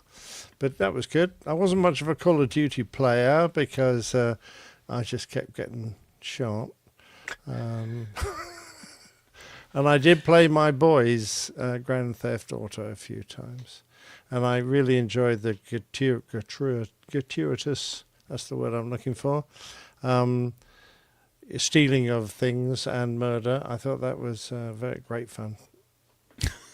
So I think I've played that Battlefield. I sunk your battlefield. Oh, Flash Battleship. That's the wrong one. Sorry. Yeah. And it's really not. We used to play Battleship on the long transits in the Phantom. we used to play Battleship between crews. So, we'd have a discrete frequency, and then we'd put a grid out before we took off. So we all had the same size grid, and then we'd play battleships. We just sunk. Now we know why a lot of those airplanes got lost out in the middle of the ocean. No, the ones that got lost were trying to play chess. Yes, indeed. Yes. Good point. Good point. Or trying to turn upside down and moon their colleagues. All right. I think everything is recovered here. Okay. And, I just did a check. I mean, it's like nearly 300 down and nearly 1 gig up. So I'm not sure what the heck is happening here. Maybe everybody in my apartment complex has decided to get on the internet at the same time on looking for those Black Friday deals. I guess. I don't know. All right. I think we continue on. Do we have any suggestions from our producer as far... we'll say to Texas Anlashock, I guess, to answer his question. What do you think? I guess we didn't... the video kind of shows some of the earlier versions of the video game and how the details of the airports is much more sketch than what we were just seeing toward the end of his video. Yeah, I mean, I think the amount of work you need to get everything right is incredible. The game is probably big enough as it is, and trying to put just too much detail in.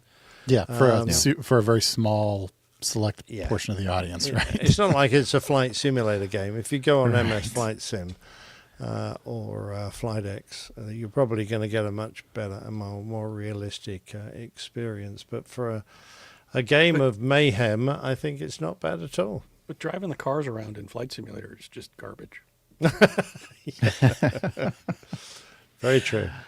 Yeah. I like driving the tanks around in Battlefield. That was good. Nice. All right. Well, thanks, Texas Anlashock, for, as always, for sending in more feedback to the show. Okay. Well, I was thinking you don't want to do 6 because I got the thing all queued up. Okay. Yeah, thanks. And then we'll go to 7 after this one. Okay, so this next piece of feedback is from, we're staying within Texas. First Texas Anlashock, now Texas Charlie. It takes a while to as get long out as of it Texas flies. because it's so big. Not everyone can afford a 70-year-old Cessna 140, plus maintenance, hangar fees, annual, but maybe we can afford a paraglider and a bender costume. Adios, Texas Which kind Charlie. of a bender are they referring to? I don't think that's the bender that you kind of refer to in Britain. He says, postscript, P.S. for the uninitiated across the pond, Bender is a robot in the cartoon TV show. We've seen Futurama. Futurama, yeah. Okay, there we Very go. popular over here, actually. There we go. There's Bender. And then that was it. We're already finished with Bender. Now there's a bunch of other people in I crazy love all these different costumes. Doing crazy things. A unicycle, that's excellent. Yeah. Shall we go back to Bender just to kind of... there's some great ones after, if you keep going with it, there's some hilarious ones. Bender is Well, only in the very beginning. Let's don't take the time. But they can look at it themselves. So thank you for sending. We recommend it. It's a good watch. Highly recommend it. It's very entertaining for sure. Yeah, it is. Okay. Let's move on then. Thank you, Texas Charlie, for that. Let's see if I can find my Evernote. Hey, Jeff, I think I'm going to sign off here real quick. Oh, okay. Well, hey. So I apologize. Nick, nice to see you. Thanks, Nick, for joining us. Good to see you, as Good to see you, always, and give our best to your family. And will do. Hope to see you again soon. Yep, glad you guys allowed me to hop in here. So we'll see you next time. Oh, yeah. Cheers, Nick. All right, bye. Bye. All right. Let's... okay, good. This is from Andy Harris. Question for the community. Oh, okay. So we're the crew here. We're just going to kind of sit there and not say anything. As Liz just said, that ain't ever going to happen. Hi, crew. This question has been in my head for a long time. Why don't all of our airports have high-definition cameras pointed at the runways to capture critical incidents, or even be publicly available for flight reviews, especially with how affordable it would be to do? I feel like my own house has more cameras covering it than most runways have. I'm curious if anyone in the audience or crew have an idea for this. Thanks a ton, y'all. Andy. Thanks, Andy. Always good to hear from you. I mean, he makes a good point. It would certainly be helpful in accident investigations to have like dedicated cameras set up at all the airports and all the runways to capture all this stuff. But maybe there's a reason that there aren't. I don't know. Costs money. And the average airport is not going to spend any money it doesn't actually have to. So it doesn't really care too much. I suppose that if they got a keen person in their company who is willing to try and set up a pay-per-view system so that you could pay to watch the airplanes come in, they might actually be able to afford it. But that's the main reason, I'm sure. They can't be bothered. Once you put a system like that in, and if you provide it for the public, you've got to be able to keep it maintained, and it's expensive, and they're probably going to go, no, thank you very much. Once you start just thinking about the logistics of it, you're trying to cover somewhere between 1 and 2 miles of open space, which you're not going to do with one camera and be able to see all of it clearly. So now we're talking about several cameras. And unless you're Hartsfield, there's going to be more empty space than space on the drive with airplanes actually landing. So now you got to have somebody go in there and get rid of all the empty space, or now you're just talking about petabytes of data being recorded, especially if it's high definition and so on. I think it's a cumbersome project at minimum. Yeah. I mean, I'm sure it would be great. Yeah. It would look fantastic if you get high. But Atlanta, that's Hartsfield, is it? Is that? Mm-hmm. The number of damn runways they've got, you've got to have them at both ends, pointing both directions, and covering the entire tarmac area as well. That's going to be quite that's quite a complex setup. Well, Andy, I thought it was a good idea, but apparently they're poo-pooing it. Well, I think what you should do is just have some drones flying constantly over the airfield. Yeah, just a formation of drones that line up. And they could fly in front of the airplanes as they're landing and get film them awesome coming in shots. and doing go-arounds and things. That would be much simpler. Yeah, I like that. Yeah, Gatwick had some, yes.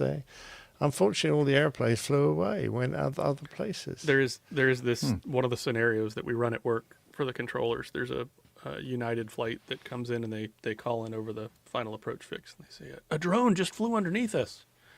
Without fail, every student I've had that has gone through that scenario the first time just looks at the instructor and is like, what am I supposed to do about that? They're like, don't worry about it. Just ignore it. I love it. Yeah. Nice. Well, if you've missed it, then the problem no longer exists. It's the next bloke coming down the approach that's got the issue. It's all about timing, isn't it? All right. This sticking with the balloon theme that we started the show with, we received this audio feedback from Jim Fulton. He says, "Hi, Jeff and all. I'm about to send some audio feedback to go with these pictures." Okay, so he first sent in the pictures. And that's me in the basket beside my wife with the bright pink jacket. Thanks again, guys. Okay, so let's play this audio to figure out what the heck he's talking about. Hi crew, Jim Fulton here from the Cotswolds in England. I have 2 bits of feedback for you. The first is a follow-on from my plan to tour California and Arizona last spring, when my wife and I flew into Phoenix from London on a British Airways A350-1000. My first time in this beautiful aircraft, and I have to say it's so impressive. It's quiet and serene. We found a deal that saved us a ton of money in business class if we began our journey in Dublin, and that allowed us a lovely overnight there before returning to Heathrow to pick up the long haul. We had a wonderful time, though we most likely overreached doing 2,700 miles in 12 days, taking in Joshua Tree, LA, San Francisco, Sacramento, and Vegas. 2 detours due to landslips and winter snow added to the adventure, and my wife didn't even complain too much when I stopped off Route 66 at Kingman, Arizona to see over 100 stored CRJs and Embraer 145s. We even managed to stand on the corner in Winslow, Arizona. If you know, you know. My second feedback is a follow-up to Captain Nick's fear of balloons.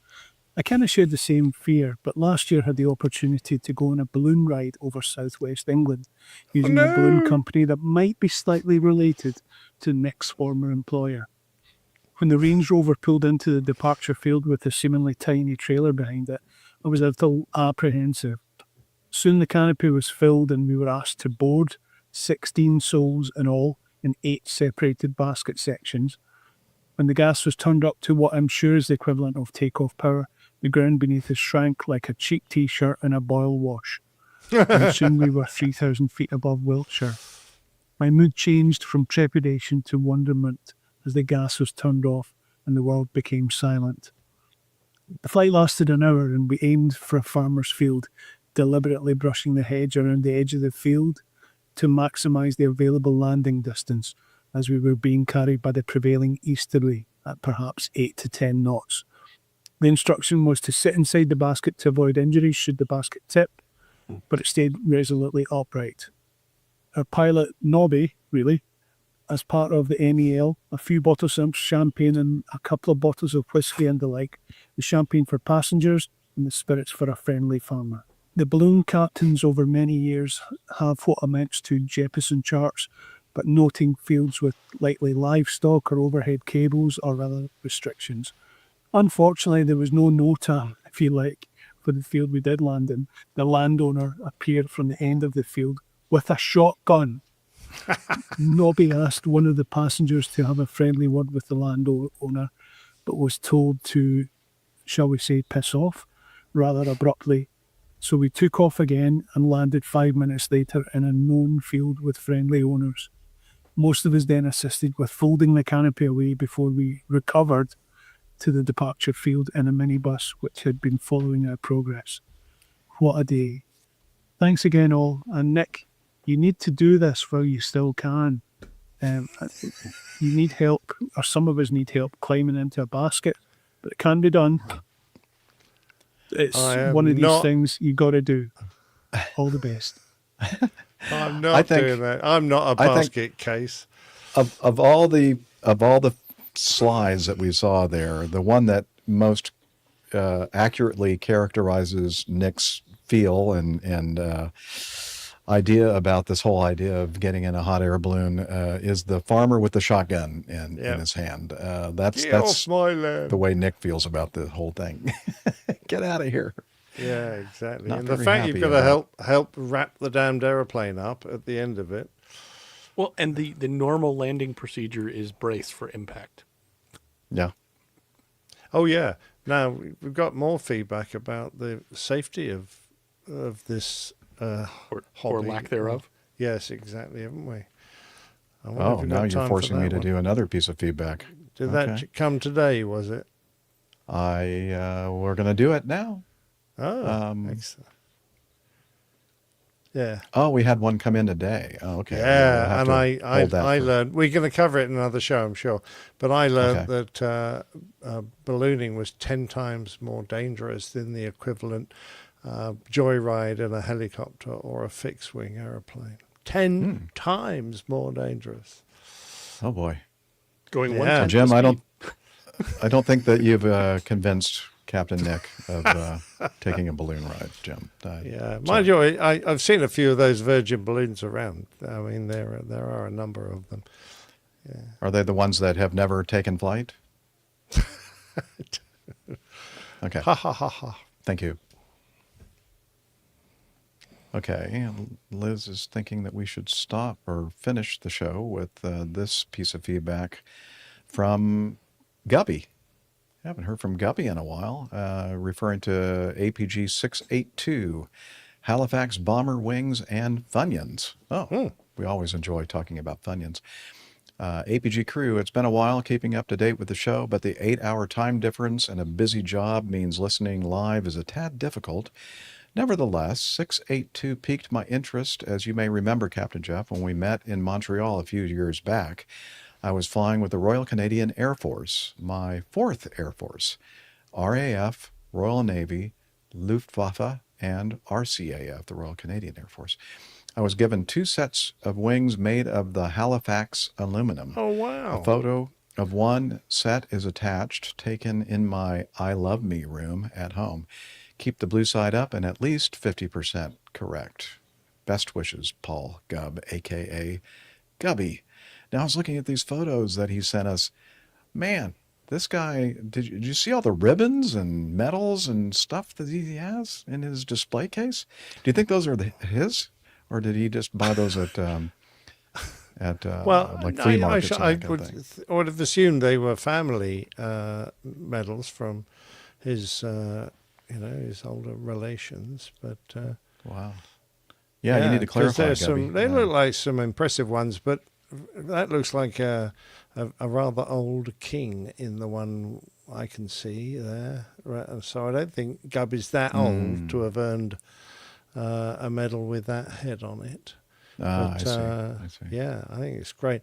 If you remember the story, it was the fact that it was one of the little intro extras we chuck in that a RAF Halifax died with a almost entirely Canadian, or crashed with an almost entirely Canadian crew on, and eventually they recovered the aircraft out of the swampy area it was in, and they melted down the aluminium of the airframe and produced some ingots which were presented to the Canadian government. And then from then on, they mixed some of that aluminium. Just easier to say aluminum. Aluminium. No, well, I know that's why you chose to misspell it all the time. Aluminium. I had nothing to do with that. Yeah. But you further the misrepresentation of that material. This whole darn show is a misrepresentation. They mix some of it into the metal, and everyone that got wings after that has got a little bit of this Halifax, which I think is just fantastic. That is cool. Yeah, it's very cool indeed, and I'm impressed, Gubby, that he's been in so many air forces. I'm assuming it's because he kept getting thrown out. And I was going to say the same. He'd find another one that didn't know much about him and join them instead. And eventually he had to move to a different country. I know. Yeah. Very suspicious. Okay. Did anybody notice his mouse pad? Let's get to the Funyuns. What's that, sorry? Did anybody AJ? notice his mouse pad? If you look at the fifth picture down. Oh, no. Let's have a look. Mouse pad. Oh, wait a minute. Oh, I see. Oh, nice. Yes. Yeah. Interesting. You'll have to look at the show notes to see what we're talking. You will. Referring to what we're referring. Carry on. Okay. Very good. All right. So, I almost forgot about this part. Thanks, Liz. P.S. Found more Funyuns. Found these in our Abu Dhabi Waitrose store. Am I pronouncing that right? Waitrose? Yes. They are very spicy. And he has a picture of the Flamin' Hot Funyuns, along with all kinds of other... I think we have Flamin' Hot Funyuns in the States. Yeah. AJ is saying affirmatively. Onion-flavored rings. Not sure about some of these other things. Hula hoops. Not seen that one before. They're more British. Okay. Interesting. I think so. Yeah, they look like the non-spicy ones right above. Yeah. Very cool.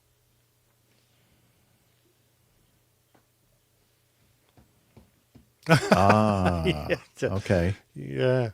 You I get see. the flaming hot I think ones you're if right. you're on fire. Yeah. All right, very good. Well, that's going to wrap up our feedback for today's show. Thanks so much for all of you sending in the feedback. It's much, much appreciated. And we're going to point you over here, now that we're wrapping the show up, to our website, airlinepilotguy.com, where you know the deal.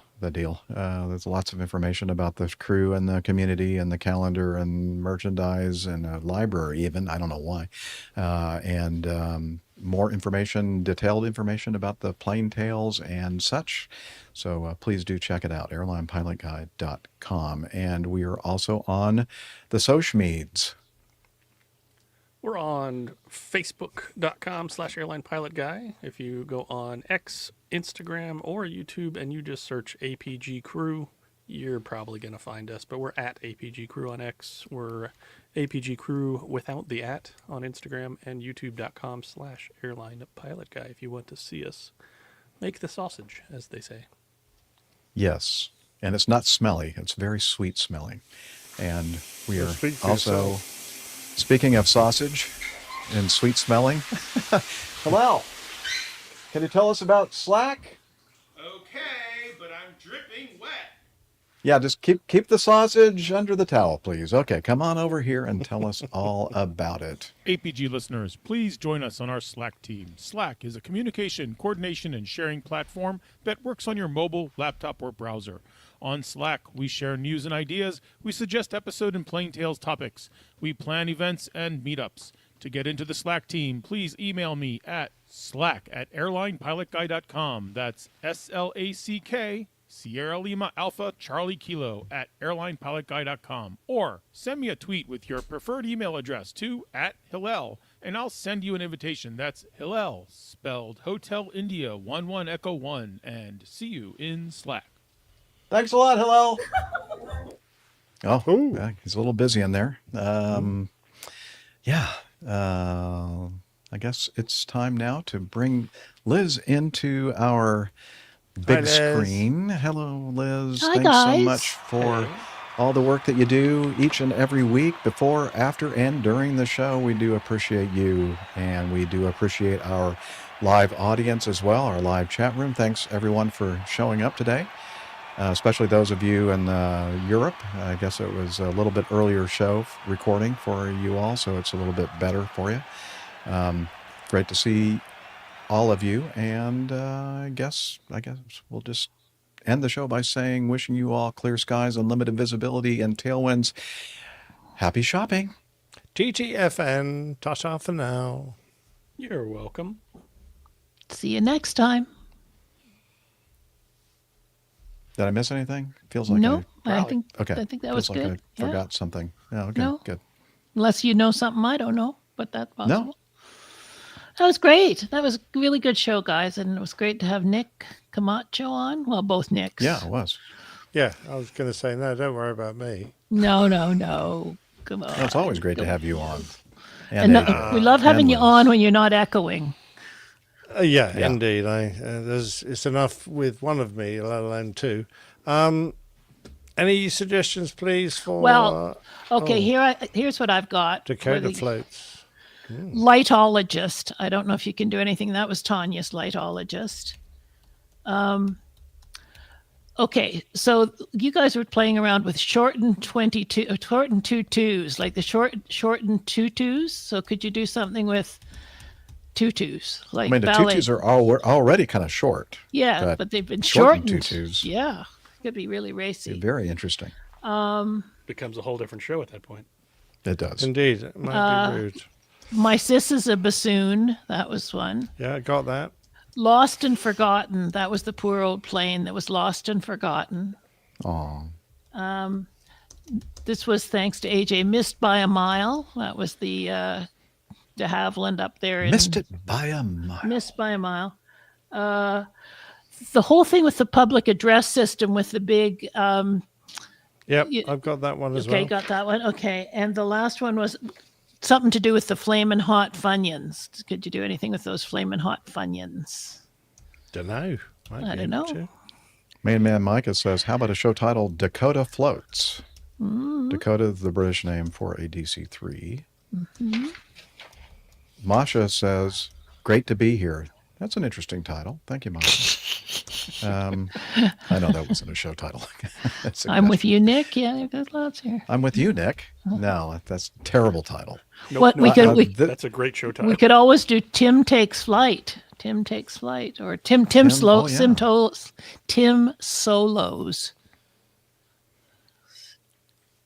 The skies are not safe. Right. Yeah. I've got plenty there, thank you. Do you got enough So there? much. Okay, Yeah. there So you go. much. I actually wrote a few down this time. Anyway, thanks everybody for giving up some of your time off there on Friday. or your evenings over there in Europe. Thanks, Masha. Great to see you for sure. Yeah, hope everybody has a great weekend over there All in right. Europe. See you next It's going time. to be wet. Yeah. Cheers, folks. Bye. See ya. Bye.